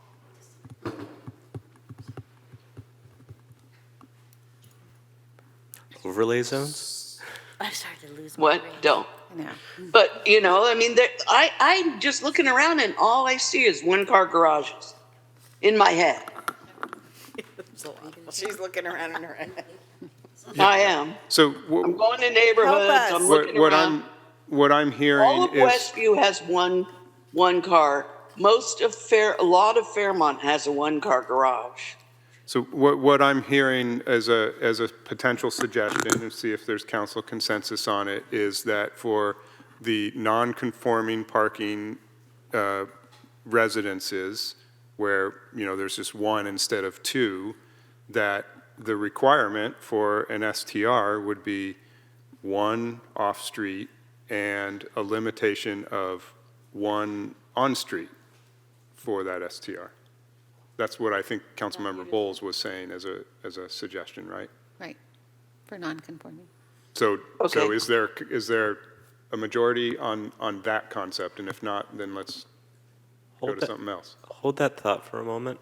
To your point, this might be one place where we'd actually want to make a differentiation between the coastal zone and the non-coastal zone. Because of visitors serving, the need to preserve coastal access for visitors, day beachgoers, not visitors staying overnight in a STR visitors. Right. And I know that the Coastal Commission cares a lot about parking access in the coastal zone. So we would keep Christine's solution in Fairmont, but we'd keep staff's solution in the coastal zone. So I as thought to, staff and Christine were the same. Sue and Tiger are just talking about breaking out the coastal zone to not allow more parking than is on-site. Is that what I'm hearing? Yeah. Is that impossible? Can you repeat that? In the coastal zone, you can't park on the street effectively. You have to park on site. Okay, so just to clarify, so Well, I think the Coastal Commission will have an issue if we're limiting visitors to the area by limiting available parking. I think That's the what you're saying. Coastal Commission will have an issue if we take up all the street parking with overnight guests staying in STRs. I think that the Because then the day person, the people come to the beach for the day, can't park.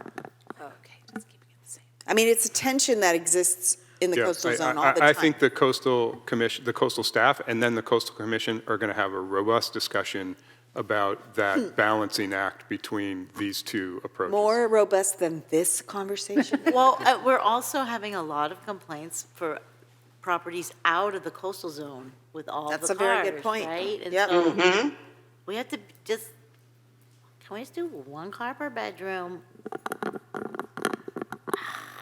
Yeah, 1 car per bedroom's not going to work in Fairmont or these little properties there. Okay, so we're, That's true. Right.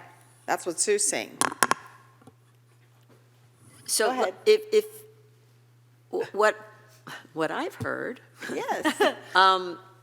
where I thought you were going, which I think you should explore this concept before we need to extend the meeting because it is getting close to 11 o'clock. That the issue, this whole issue arose because of non-conforming properties. And so we could easily address that issue without having to separate out the coastal zone versus the non-coastal, Okay, which will just complicate right, this whole ordinance, yes, and perhaps unnecessarily. right. Because I think that the issue is one that a majority of you feel is something that you can solve by treating the non-conforming lots differently than lots that can conform to this minimum number, to this 1 and 2 parking requirements. So what is that reasonable deviation from these standard parking requirements that you would find acceptable in those non-conforming areas? And keep in mind that the goal of this ordinance is to treat all non-conforming properties the same. So this isn't going to just apply to, the properties that you're thinking of, but all non-conforming properties. So what I would say is you're going to have to provide a diagram that shows where you can park, and you can park whatever you can fit on site plus 1 off-street, if you're non-conforming. Wait, so how is that implemented? When When you- ideally, we should have a regulation language in the ordinance that tells the potential operator what they need to do in order to get a STR permit, so that they have notice before they even come in and apply, so that they can make a rational decision on whether or not they want to even apply for an STR permit. It's a long process, costs money. So I do recommend that we try to figure out what that standard would be so we could put it into the language of the ordinance itself. If that's not possible, then we may have to go to that other option, but I'd like to try to see if the council is able to come up with what is the standard that you're thinking of, and it for those non-conforming lots, and we can even define what you mean as a non-conforming lot. You're only talking about non-conforming lots for purposes of this ordinance that only apply with regard to the parking standards. So we're going to limit what is a non-conforming lot. We could. And then if we limit that only to the issue of parking, what is that minimum parking requirement that you would want for the non-conforming lots? Well, it sounds like, I mean, the conforming lots would have 2 parking spaces, right? So it's really, if you only have 1 parking space, then you're only allowed to have 2 cars. And that would mean 1 on property and 1 on the One on street. the street. Is there a consensus? I hear 2. Yes. I hear 2 people. Yes, Okay, that's a consensus. you okay? Okay, good. All right. Number 6.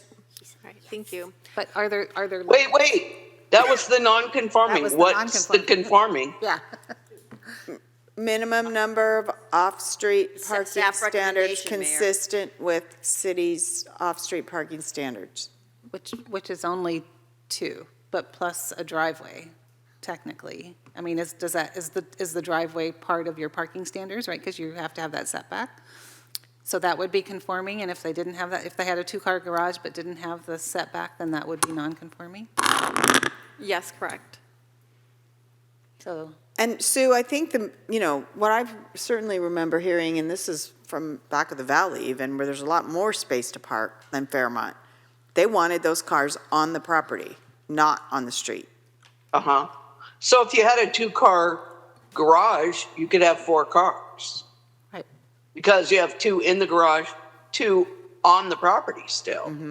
Generally. So if you're they have conforming, the you can have 4 driveways. cars. 4. Or are they saying they want them all on the property? That's Because what then they're we're saying. going to give the people that don't conform more access to parking than we're giving the conforming people. That's true, but that's only because there's nowhere to park in the non-conforming. The ones you were Right. mentioning that have a 1-car garage, or maybe Uh-huh. no garage at all. Oh, I agree.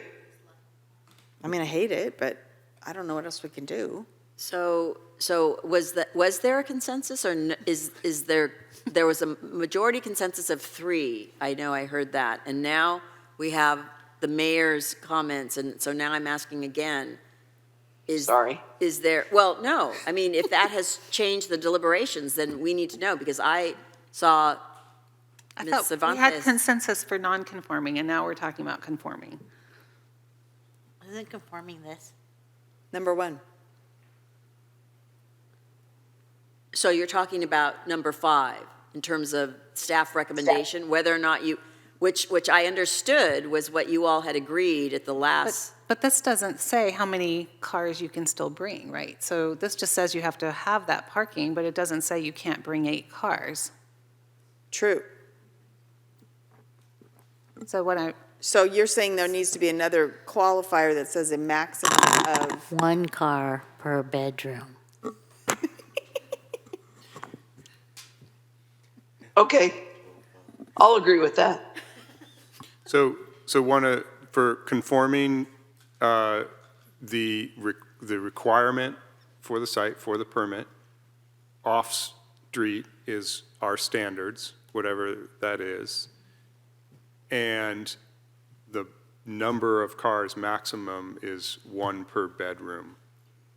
That's what's on the table. Sure. In conforming. correct. Conforming. Conforming, correct? Yes. And non-conforming, it's 1 on property, 1 on the street. Yes, 2, max. all right. You okay with that, Sue? Yep.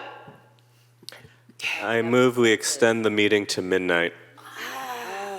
Second. Motion to extend to midnight by Councilmember Big Stick and second by Councilmember Bull. Vaterlos. Mayor Vaterlos. Whoever. Start the roll call vote with Councilmember Bowles. Yes. Councilmember Big Stick. Aye. Councilmember Beer. Mayor Pro Tem Yes. and Mayor, Yes. and that motion passes unanimously.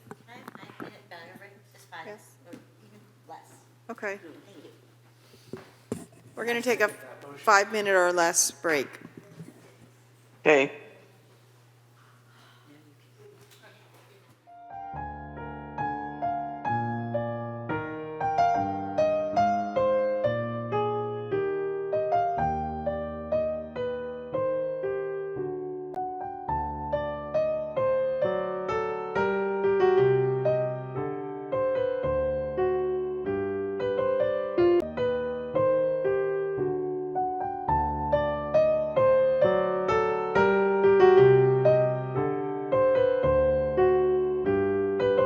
Consecutive night stay, and to prohibit events at STR units with active STR permits.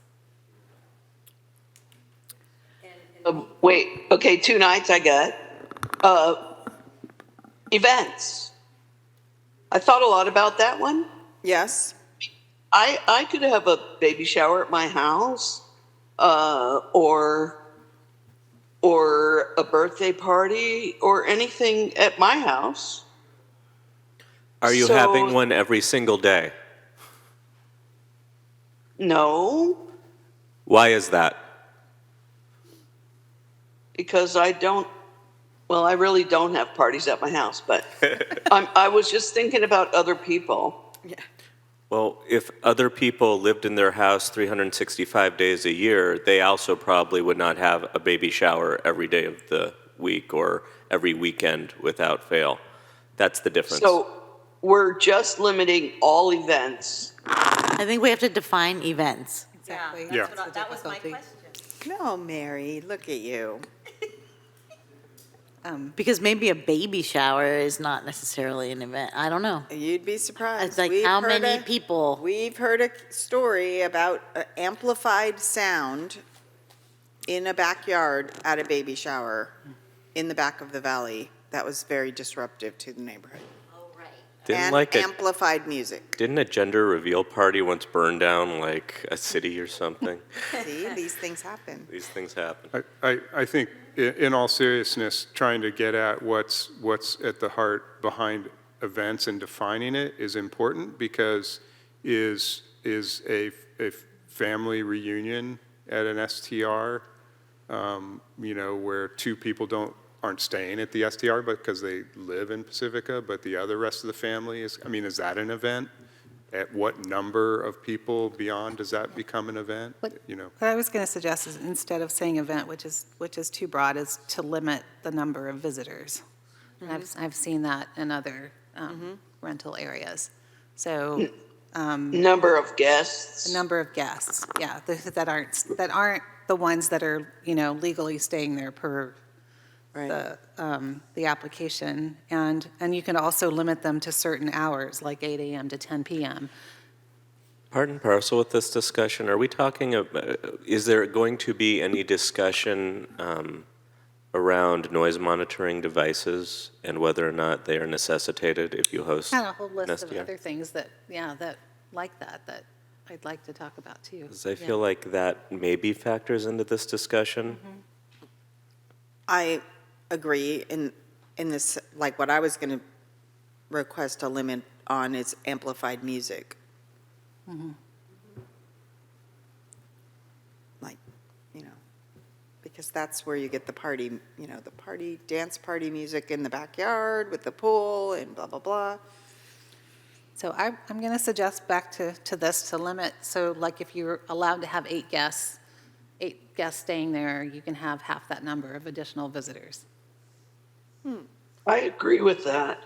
And then limit it to the hours of 8 a.m. to 10 p.m., so it's not going on all night. Okay. I accept. What do you say, Mary? I accept. Tiger? Wow, we have a good consensus on that one. That was, sorry, it was the number that are guests? allowed to stay there plus Half. 50%, And between 8 8 a.m. and 10 p.m. 8 a.m. and 10. And no amplified music. So you guys know, as a musician, as a drummer. Oh, yeah, sorry. I've talked about this before. We Oh, yeah, talked it about doesn't this matter if with it's the- amplified. We talked about this with the parklet. You could have a duo of a tuba and a drum set that is very loud and is acoustic music. That's a good point. So I think. Don't our I think noise the- regulations specify particular decibels? So this is where that thing I was talking about earlier about having the noise monitors being required comes into play. Exterior noise monitors? Yeah, I that. hear Airbnb's providing them for free. I saw that. I seem to recall that. We, often what's happened, we do have a noise ordinance, but what has happened on some STRs is that after violations, as part of a notice of violation, then noise monitors become required, and some STRs have implemented noise monitoring systems so that they can monitor their guests. But I hear the council talking about making that mandatory for every STR. I don't know what that technology is or how much it costs. So,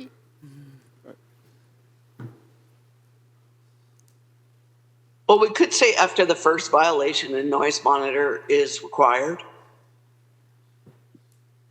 I'm okay with that. Tiger?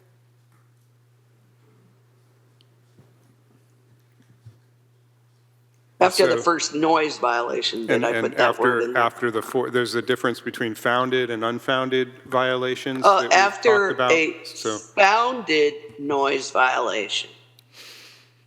Well, and then if we all read Jen Hanson's, I mean, she's made a lot of complaints and, Right, at that But- point, founded noise violation, so when we have two police officers on duty and they're called away to deal with things that are things. more pressing, I know, suddenly there was actually a thing and it wasn't founded because there was no one there to hear it, right. which is when I get late, the jokes start coming out, so I'm going to suppress that now. But I do, going back to the original point, think that having noise monitors external as a requirement would be a good thing. City attorney, is there a reason why we can't do that?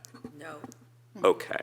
And getting back to your point, I do believe Airbnb sent us a note saying that that was a thing they can, a do. service they provide. Right.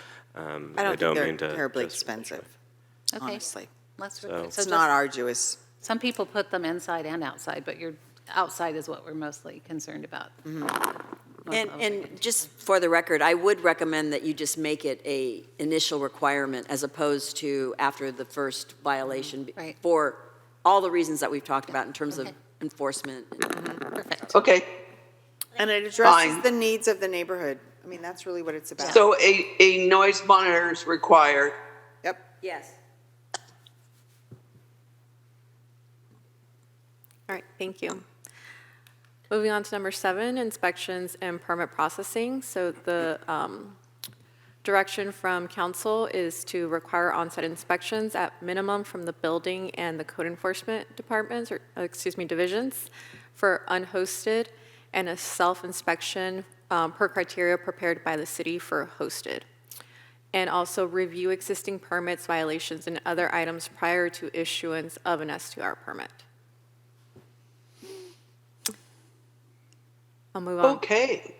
I'll move on to number 8. Well, wait, I mean. Well, I and don't they know. pay for it. I mean, automatically they Yeah. pay. Yeah, I would still like an inspection for unhosted. I mean, again, we don't want to make sure people aren't putting it in an ADU or in a garage for Or some hosted. unsafe. Or some little unsafe weird place. Yeah. funky- Councilmember Bowles, are you referring for hosted? Yeah, I think we should inspect all of them. Maybe we don't have to do it every year, What is the, but at least the initial one so that we can catch these and not have to enforce them later on if they're putting them in an ADU or something that's illegal.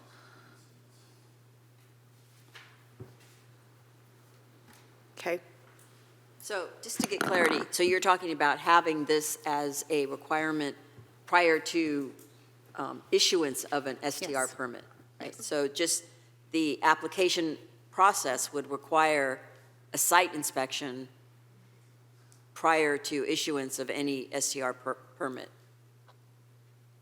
So would you imagine they would submit a drawing still?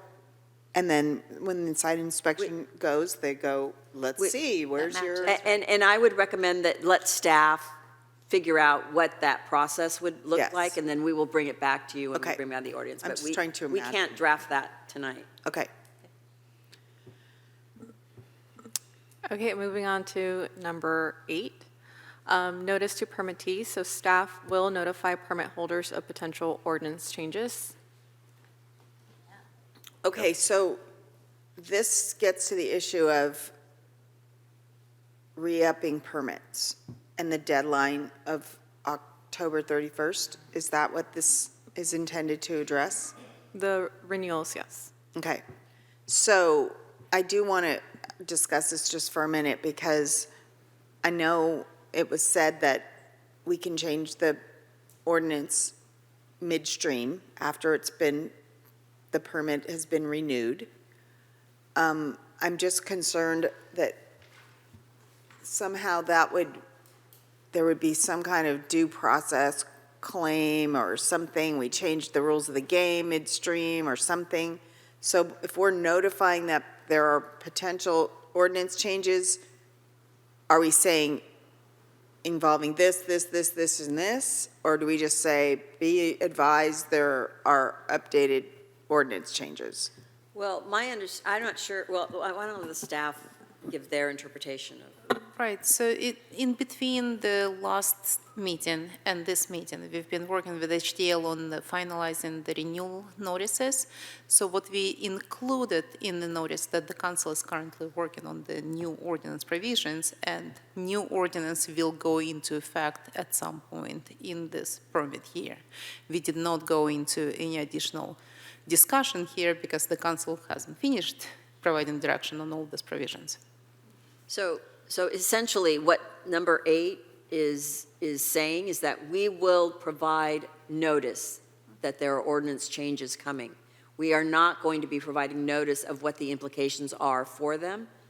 My guess is that we will be dealing with that on a sort of a case-by-case basis. And what I will say is everybody needs to renew their permit.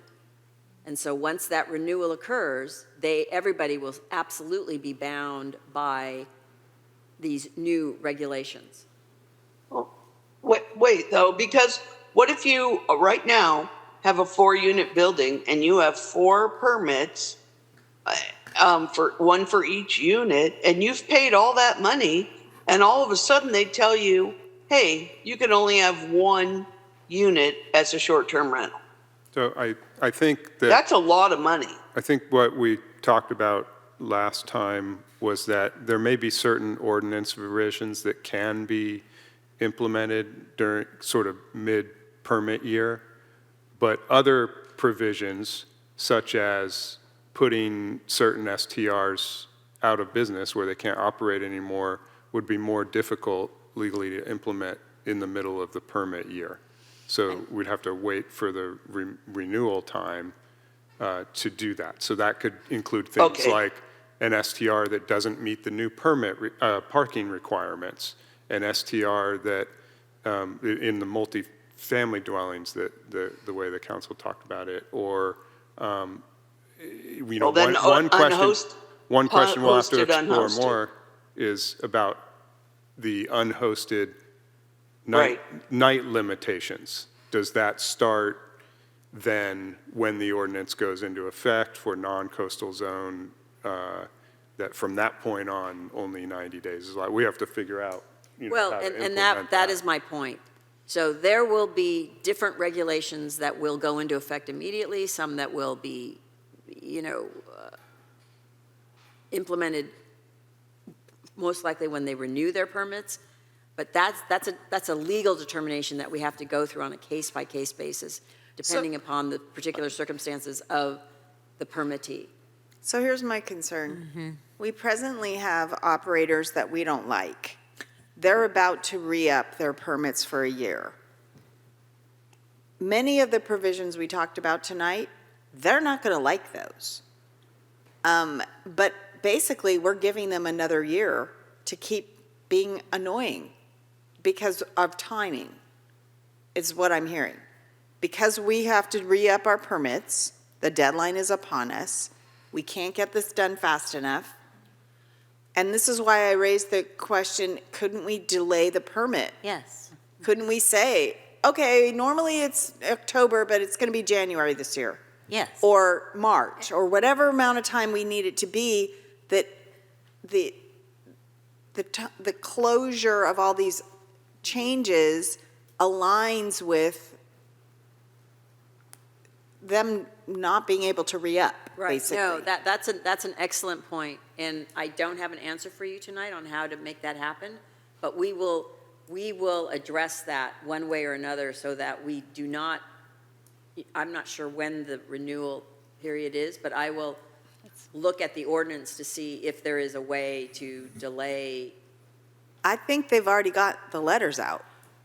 Correct. HDL's already sending We letters. will have were to gonna delay confirm that. if the letters went out or not, but we already in the process. From my understanding, Right. they might have Right. gone out already. Yeah. They have or they have not? And Yes, They have? The public have. Okay. any ordinance changes Julia. in the coastal zone are not going to be in effect for a long while. Yeah. So then you're just talking about some sort of delay or extra enforcement in the non-coastal zone, depending on when the ordinance goes into effect under council It's still adoption. a big part of the city where there's some problematic STRs. When we talked about this before and looking at, like we were talking, the strikes we still have to get to. Yeah. But our current ordinance says you can revoke it even with one strike. If you, so can't we just direct greater enforcement now? Well, we would enforce towards revocation whether the council is directing us to do that or not. If we have, I think it's 4 active cases right now going through an investigation to determine if we have enough facts to revoke. If we do, we will revoke. So the council doesn't need to direct us to go through revocation, investigations. We are actively doing that.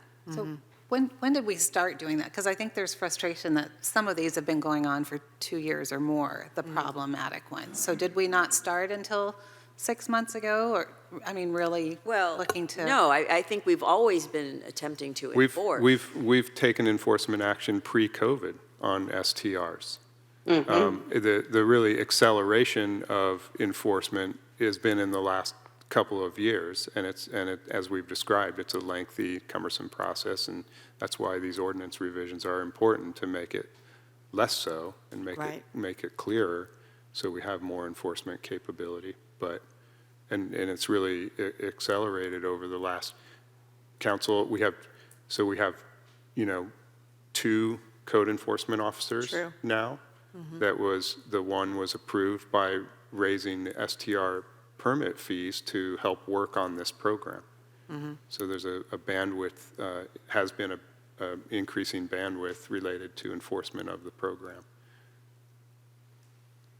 And we have been, as the city manager indicated, we have been moving forward with enforcement. The issue is, have we had enough facts to support going through a revocation proceeding? We haven't to date.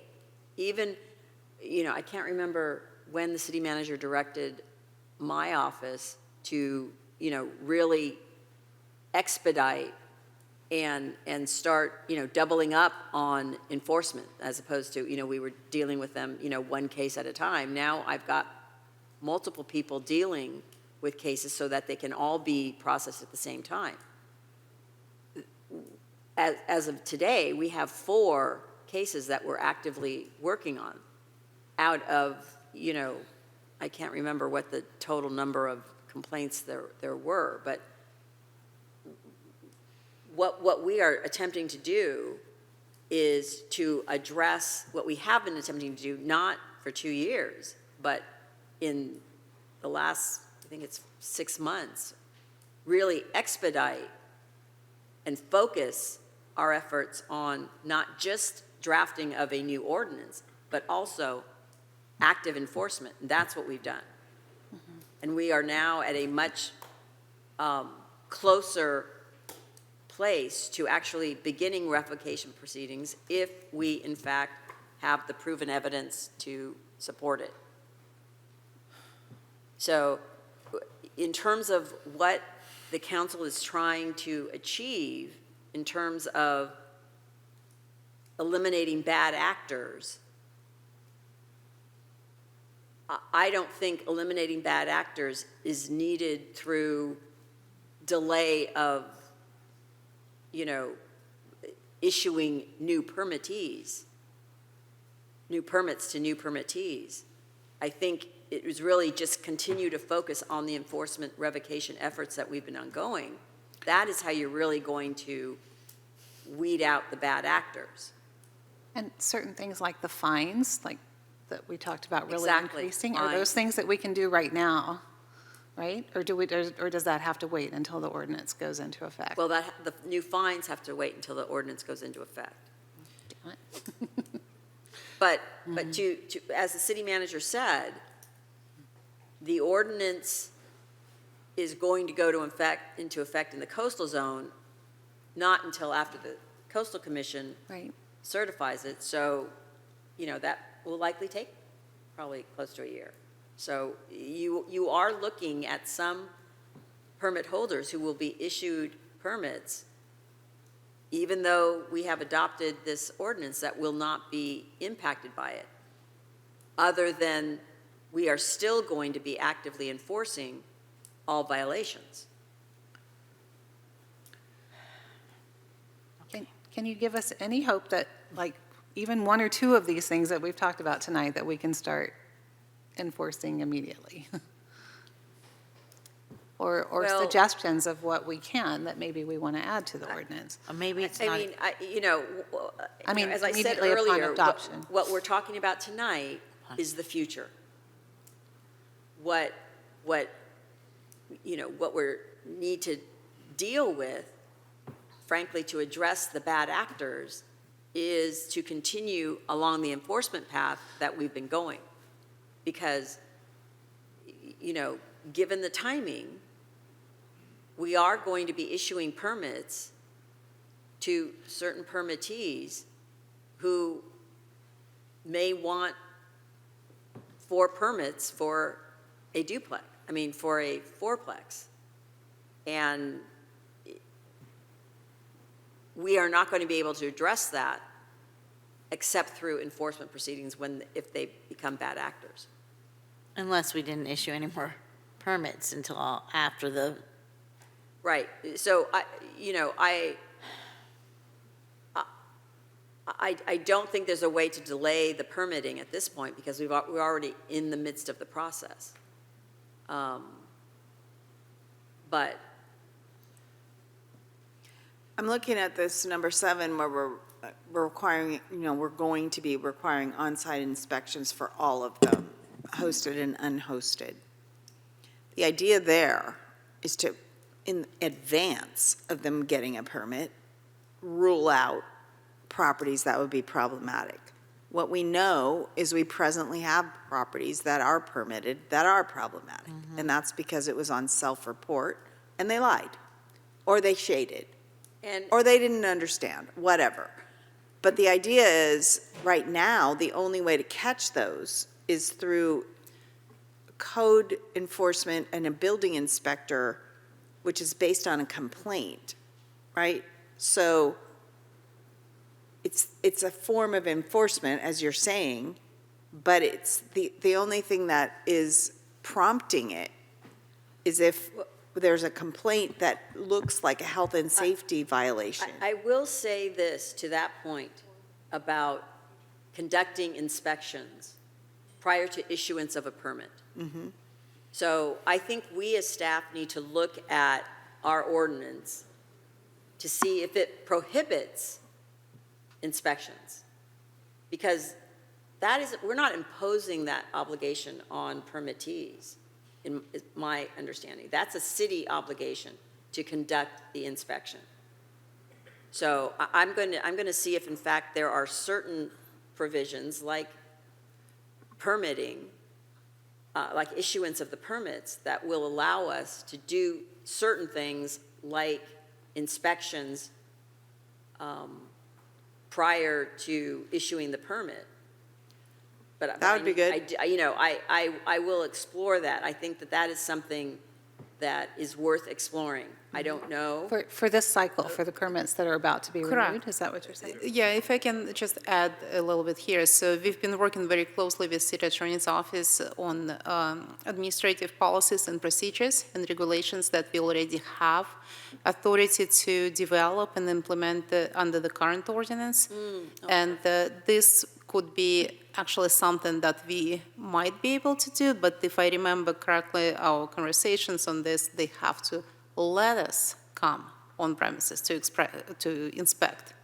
So if they refuse to do it unless we have very strong evidence of code enforcement or any municipal code violations, we can't really enter the premises unless the ordinance allows us to do it. That is true. And the way I would think to address that, at least to try to give ourselves more leverage, is especially for those properties that we've gotten a complaint on, right, that we haven't determined is in fact a violation, they may require more evidence than another permittee. Correct. Because we've gotten complaints. So yeah, you're right, maybe they could refuse it, but, I also believe that we have more authority. Exactly. Because we could, theoretically, depending upon the facts and circumstances, make that a basis to not reissue. Exactly, and that's exactly what City Attorney mentioned, the 4 active cases, we actually looking at them individually. One property is going through a revocation process, and few others are not going to be renewed. So that's determination kind of case by case that we need to make throughout this process. And the fact that the current ordinance allows us to develop this administrative policies and procedures, which is currently underway, we're working very closely with City Attorney's Office to do it and establish it so it will go into effect for this renewal. So that's a lot of work has been done in this way to enforce regulations that we can enforce now. So that's a partial measure toward what we're, And then another thing I want to highlight, over the last 6 months, we've done a lot of work coordinating internally between code enforcement, police department, my office, city manager's office in general, to actually HDL. align, HDL, right, and city attorney's office to align all these efforts together. So and the staff report goes into this discussion quite a bit, so we improved the process, our internal processes that we have for each department to actually align and coordinate. So when we come to the next slide, talking about 3 strikes provisions, so we actually specifically together decided that this is something that will work. So it doesn't matter what strikes are they, it's just that's what we can do now. right, okay, Without waiting Yeah. for the new ordinance to go into effect. thank you. And just, thank you for that. And just one follow-up question, I'm just trying to find something so if the ordinance went into effect, okay, you can't revoke someone in a 4-unit building, but we're now restricting the number of people based on the number of bedrooms. Is that something that we could enforce midway through the year? You mean once we adopt the ordinance? Yeah, I mean, I don't have the answer to you. For you. Depends on where the house is. It's possible, yes, but I don't have a definitive answer on that. I think what we need to do is we need to go through and determine, out of these new regulations, enforcement tools, what are the tools that we can immediately begin enforcement on? And we'll be able to understand that. We'll have that Yes. information next time we come back together. And we will bring that back to you when we bring back the ordinance. Okay, thank you. Yeah. Thank What you. else do we have to look at? We have to look at 3 strikes. All right. 2 strikes, oops. So number 9, it's the 24-hour contact requirement. So City Council had directed that we do require SDR operators to list a contact person who must be available 24/7 and respond to complaints by phone within 30 minutes and in person within 1 hour if an in-person resolution is necessary. Yeah. Number I 10, think that's great, but what about the neighbor who wants to complain? Do they have access to that representative? Like, for example, the garbage got left out for 3 days, but who do they call? They don't want to call the police to say the garbage is left out, but how do they have access to the representative? Are you suggesting some form of exterior indication of whom they can call in that instance? Possibly. Okay. Also, I mean, someone suggested, this is down the line, and it's not right now, but if we had a website that had the address and the contact person for each Yeah. short-term rental, then they could just go to our website and find that.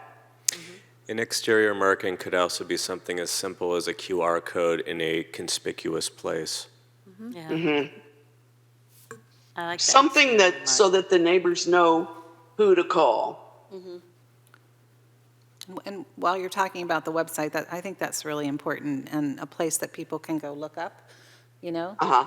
Is this a legally permitted STR or not, right? Without having to call someone and find a list, just post it. There's the Yeah. information. Yeah. I think so too. I want that. I know it's not number 9, but. And I do like the exterior posting. We've seen Like- that with businesses. Yeah. You know, if there's an emergency, contact this person and Yeah. here's the phone number. In Tahoe, they have a sign outside of each, or they used to, each short-term rental with a number. It was a number associated with their license, but I mean, I don't know that we need to go that far and have little posts out at everybody, but a QR code, something that, you know, a neighbor can find. And eventually the website, I think, is a good idea. Yeah, Yes. I do too. all right, thank you. So number 10 is the admin policies and procedures. So the direction was to streamline enforcement procedures for unpermitted SDRs and revocation procedures with 3 strikes provision for non-compliant permit holders. And is this where the fines come in, Christine? Yeah, I guess, I don't know. Is that the I mean- 1,500, 3,000, 5,000 fines? Well, from If my you're understanding- operating an unpermitted short-term rental, you should be fine. Well, in order to implement the new fines, the new ordinance needs to be in place. But 3 Right. strikes provision Right. is still, is something we can start doing administratively now, as long as they receive citations every time then there is a notice of violation. Gets back to that June 24th meeting with the 1,500, 3,000, 5,000. Yeah. I'd rather have 2 strikes instead of 3. That's what Mary said. That's what I said too.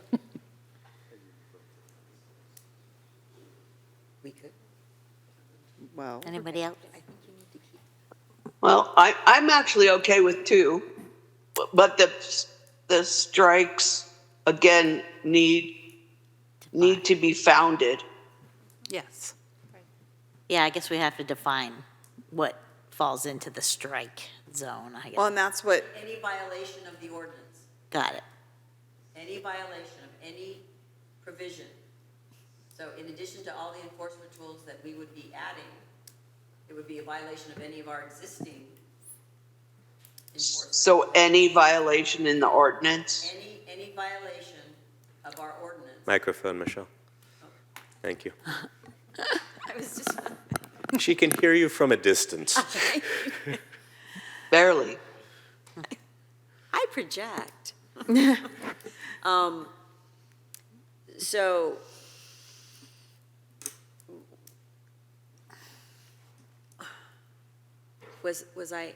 did I answer that question, or did you want me to?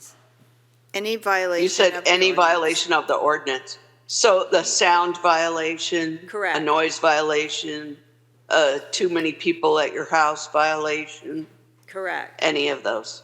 And we also talked about the application. Somehow on the application, there's a, if you lied, basically clause, it's an automatic. Right. It's not even a strike. Not even 2 strikes, yeah. It's like you're done. Yeah. Oh, okay.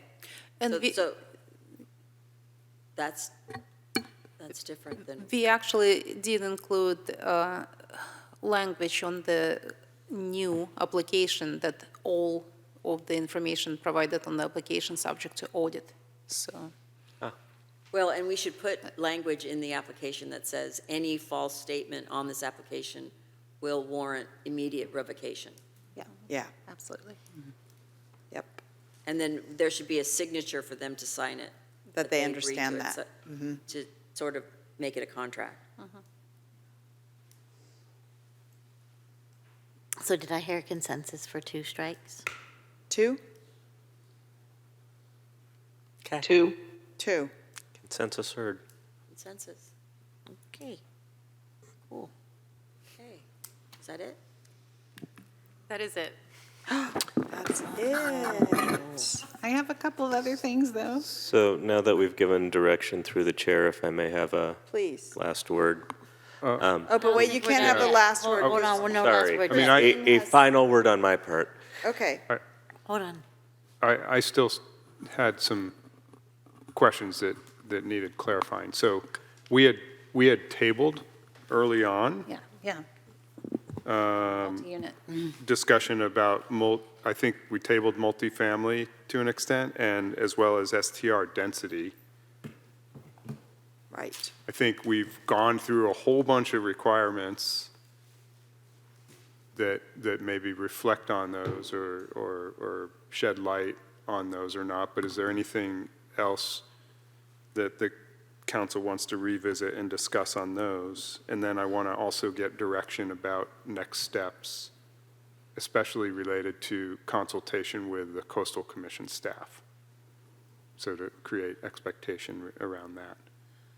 So back to multifamily, if we're requiring a primary residence, that would be true for multifamily too, right? Yes. So that's going to limit the investors who own apartment buildings and who don't live in an apartment building. And the 1 year that leads up to then being able to, Apply for an STR permit. I'm concerned about this number of units in a multifamily residential too. building, though. Yeah, that's Do you why need some water? I keep going back to the one. Right. So let's discuss that again. 1 is what you said. 2. Oh, I think we talked about what did you talk about? Like a gradient scale or something? Proportional. Yeah, but you know what? That wouldn't work because what if you have like the Talbot apartments with 20? Then you could have 10. That's too many. Right, we don't want that. So that wouldn't work. No. I'm gonna stand strong with what I think. That it should only We just, say it like a should only be maximum of one. a certain percentage. Should only be one. I'm sorry. If we say a maximum of percentage, sorry, I'm not speaking very well, with a minimum of 1. So like if you said 10%, like if you had 5 units, you couldn't even have one, but you could have one. I mean, so, but if you had 10 units, you could have one. If you had 20 units, then you could have 2.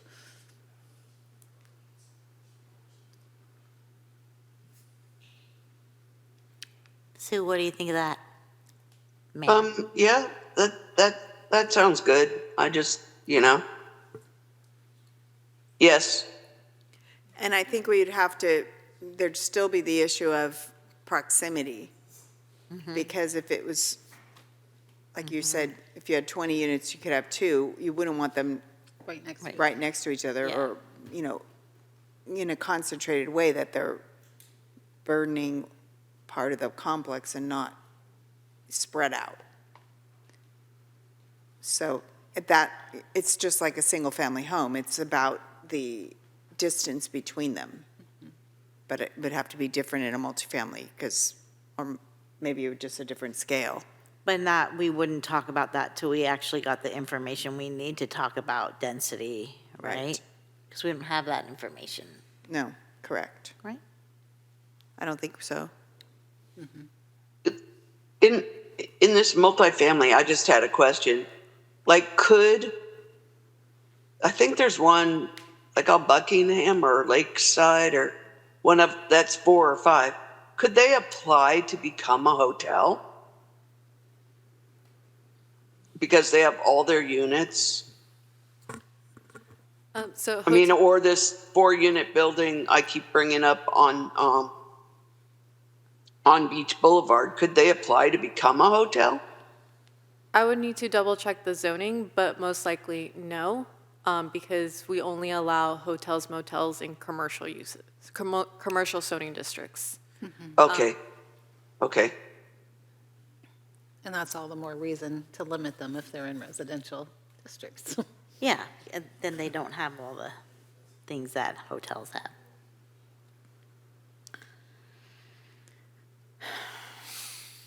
Okay, density? Is that the next screen? Well, what was the recommendation? I just wasn't following. Percentage, 10%, what was it, 10%? 10% of the number of units or one, minimum. So in other words, if So are you fine with number 1? one STR per multifamily residential building with 5 or more units, yes, Okay. no, No, Well, wait, no. no, So I think number 1 would be, so first of all, does the 10% or 1 apply to all multifamily regardless of the number of units in the multifamily? Well, 10%? Well, what I'm afraid of is if we leave it to 5 or more units, then the triplex, the fourplex, the duplex, they can all be all STRs. And so I'm really afraid of that. I don't want that to be Yeah, able to so happen. that's why I wanted the clarification, because otherwise we would amend 1 or 2 of these, or we would just create a new one. So it sounds like what you want is to limit no more than 10% or 1 on multifamily residential buildings, regardless of the number of units. It's kind of a catch-all. I think so, because I think that works. I mean, 10%, if it's 20 units, that would be 2. If it's 30 units, that would be 3, right? And when we were originally doing this, we started talking about condos. And I would have decided that condos are not part of this. And they're subject to their own HOAs, and you can't consider them multifamily because they're not. From a land use standpoint, they are, but from a ownership occupancy standpoint, they're not, right? And when we start Right. talking about density and radius and things like that, that might address those. So just to capture one point, for apartment, traditional multifamily, let's say, not condos or homeowners right now, what's on the table is from 2 units up to 19 would be 1. From 20 to 29, you'd be allowed 2. From 30 to 39, you'd be allowed 3. That's the 10%. That's how the 10% thing translates. Sounds good to me. Okay. And then now and maybe it segues into the density thing or a buffer concept if you want to talk about condos and HOAs. Okay. How do we address this with condos, Sue? I think we leave it up to the homeowners association to make their decision.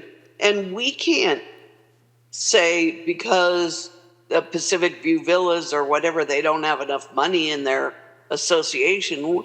We can't determine that. That's not our job. to decide whether or not they can have enough money to sue them or take them to court or whatever. Sue, do the townhomes on like Odstad and Terra Nova Boulevard, do those have HOAs? Because I don't remember them Yes. having them. Oh, yeah, they do. Oh, okay. Rosita, Terra Nova, Odstead, the little ones and big ones. There's Pacific View has it, and Okay. they only have 8 units. Got it. But So can we still request a letter from the HOA even if we can't fully enforce it? But maybe that would just have some people actually try to be Like, compliant? say a condo comes and they want to become an STR, then we would ask for a letter stating that it's okay with your association. That's what you're saying? Yeah, and maybe Sure. we can't completely enforce it because that's too much legal work to look at everything, but at least we're asking for it, and at least we're notifying the condo association that someone's applying before the permit is granted, right? That's fine. Part of the neighborhood notification, we notify the HOA also. That makes sense Uh-huh. to me. So they have a, Well, so they have a did we chance. say we're notifying the neighborhood? Oh, yeah, that's a good Yeah, point. we talked about that. We did last talk time. about that last time, but we didn't pin down what radius of notification. That, we didn't talk about that tonight, so. No, we didn't. You're right. And so we didn't come up in our recap. I thought we talked about it. Did we talk about that? I don't recall. Yeah, we, Maybe it's because we talked about it outside of the meeting. yeah, we talked about it. The concept of notification came up. It wasn't really talked about in detail, and I have some questions about notification, like, what does someone do with notification? Because there's not a hearing for the approval of the permit, so is there, like, what's the purpose of notification? It lets them know that there's a permit pending, and it points them to the regulations so that they can help look out to make sure that SDR is actually complying. And if there's a permit pending, then there's a contact number on that permit vis-à-vis our updated regulations where you can get in contact 24/7. And so it's letting them know if you have an issue with the STR that's going to be in your neighborhood, here is the 24/7 contact information that should enable you to address any concerns. And is the city expected to do the notification? The applicant can pay for it. It's part of the application process. I'm sorry, what? The application, yes, the city would probably do it, but have the applicant pay for it. So it's an extra little fee as part of their application process. But they can't appeal the decision. Right. Right, that's No. what Kevin's saying. It's just a notification so that you know Unlike a what's going on. hearing, I know.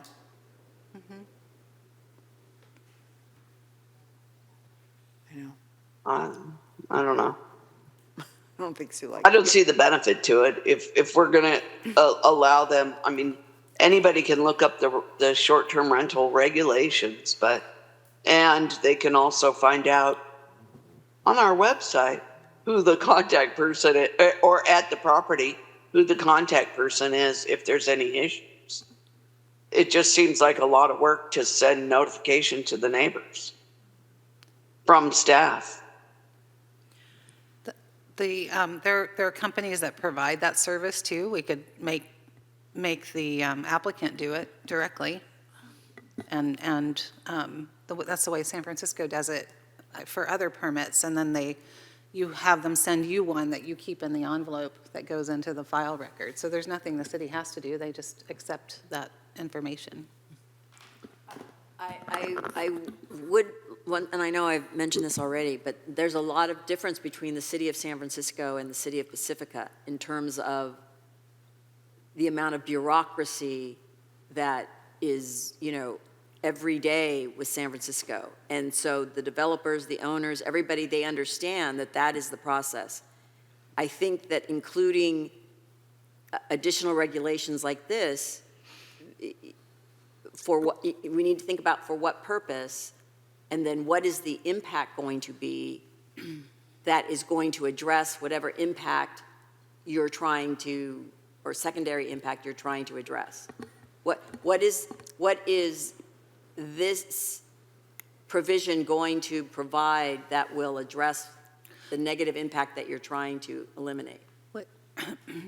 From my point of view, well, in reading the staff report here, everything was difficult to enforce. Everything was difficult to know.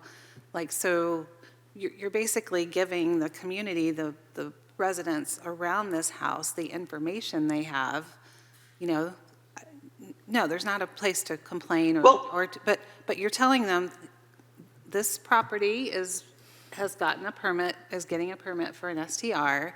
Here are the regulations. And that's all. You're just giving them the information. So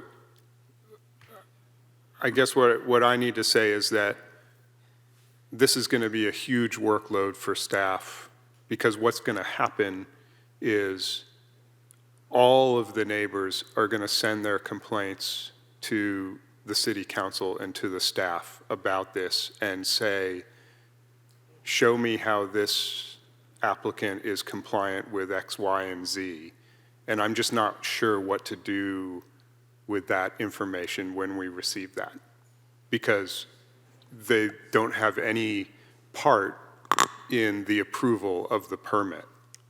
So our response would be, no, actually, their permit's approved, they're compliant. But the workload is going to be generated to be receiving, and the council will receive as well, all of those letters and concerns and comments at council meetings about a pending application. That's the reality of what will happen. It may happen regardless with any permit once it's issued, but I'm just saying the notification process will trigger that without any ability to do, from the city's perspective, to do anything. And in addition to that, what I have actually seen in other jurisdictions that have imposed these these notification requirements on issues where there's no action for the residents to take. And so the questions and comments where they will even come to council meetings, and, at least they have, anecdotally I can say this, and say, why did you provide me notice if there's nothing I can do about it? If I can't stop you from issuing the permit, and what can I do? So you'd want to make sure that if you're providing the notice that you know what it is you want your resident to do with it, and you make that clear. So in this case, if you're saying that we just want you to have the information available to you so that if there is a complaint that you have, you know what to do. Well, I think we were talking about having a QR code or a notice on, I would think that would be more beneficial in terms of giving our residents immediate access to resolving the problem, as opposed to giving them a notice, how many months before the event actually occurs, will they retain all that? Will they remember it, the notification? And will it be as beneficial to them as seeing some sort of a sign or a QR code or something on our website that indicates, here are our STR properties. If you have an issue with any one of these properties, here are the contact. I'm sure that staff can figure out how to put it on the website. But that, what is the benefit that you're going to be getting by providing them with an initial notification as soon as we issue the permit? I don't think we need to do notification. If there's no event that they can fix with the notification, then I don't think we should do it. If there's no what that they can fix? There's nothing you send me a card and tell me that my neighbor's going to have a short-term rental, but I can't do anything about it. I just have to accept it. You're just telling me about it. I'm going to know sooner anyway, so it just doesn't seem like it's something that the city should have to work out, even if they have to pay someone else to do it. So I see. It doesn't seem to be any benefit. I see Mary poised to extend our meeting longer. Before she does, it does strike me that, I'm hearing what y'all are saying, and I think that if there is a conspicuous marking on the outside of the bill, any given STR, that clearly indicates who you should be calling if there is a problem, I'm okay with that for now. Yeah, and we hadn't talked about that before, so I'm okay for that now. And we had talked about notifying an HOA, but if we're requiring a letter and they have to check off if they're an HOA or not, then we don't need to notify the HOA either, right? So, No? okay, all right, move on. Do we need to extend the meeting? Yeah, we Yes. do. I think we do because Kevin had some questions and And I have Christine did as well. Okay, well, you say how late you want to stay. I don't know how long. Shall we say 12:30? I don't want to go too long, or 12:45 God. at the very latest. Second. 12:30 maximum. Okay. Let's be fast. And I didn't catch who made the motion. I did. To 12. And the second, Tiger. start the roll call vote with Councilmember Bowles, Yes. Councilmember Beer, Yes. Councilmember Big Stick, Aye. Mayor Pro Tem Beckmeyer, Yes. Mayor Vaterlas, Yes. and the motion to extend the meeting to 12:30 passes unanimously.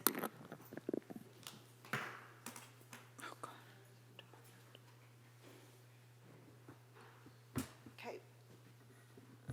So Christine, you were Or first. did Or Kevin did you want finish? Well, Kevin to go first? We need to talk about density or buffer was another thing council didn't resolve, I think what we're doing. we needed with- maps and more information to make that determination. Yeah, I don't think we can do that. So put this one on hold for now.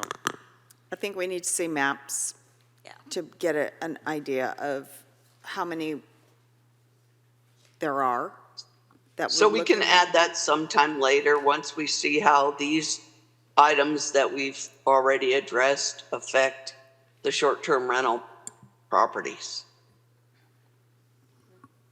So is council saying what Mayor Vaterlos just said, or is council saying that we want another hearing with more information to council to talk about When density? you bring back the ordinance, you can bring that information to us.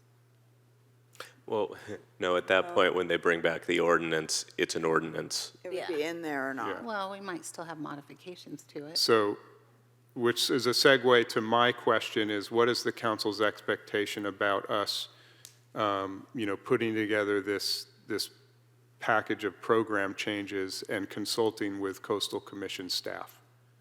And I will say, in that consultation process, I know how busy the Coastal Commission staff is right now. I know how busy we are with issues with the Coastal Commission staff. That's going to take a while. But council's previous direction usually on these issues is, before we get to the point of considering adoption of an ordinance and spending legal fees to develop the ordinance, we should have at least some consultation with coastal staff to get their sense of what, staff might see as recommendable to the commission. So I think the most prudent thing to do would be to do that consultation and then either develop the ordinance based on that or come back to council and say, look, we heard a bunch of different stuff from Coastal Commission staff, so what do we want to do with it? And get further direction from council before we develop the actual ordinance language. So I'm seeking direction on how to proceed on that front. I think you need to discuss it with them. And if there's a lot of feedback and you feel like you need to bring it back to us for clarification, if they're like, this is a no, this is, this part will not fly, or we're going to strongly recommend against this, and it's something that we really want, we should know that up front. Well, and I do, yes, and I'm looking over at Ms. Cervantes as well on this. Most likely, the consultation is they'll ask for a bunch of information and data to back up these policy recommendations, and maybe we get some inkling from them, but they typically, won't give us a thumbs up or thumbs down on any policy provisions. They'll just say, well, we're concerned about this, or have you thought about this, or you're concerned about this? I see. And so, anyways, your point being, we need to have that initial conversation and then absorb that feedback and determine whether we're ready to present an ordinance to council or we need another study session on it. Yes, that's what I think. And because one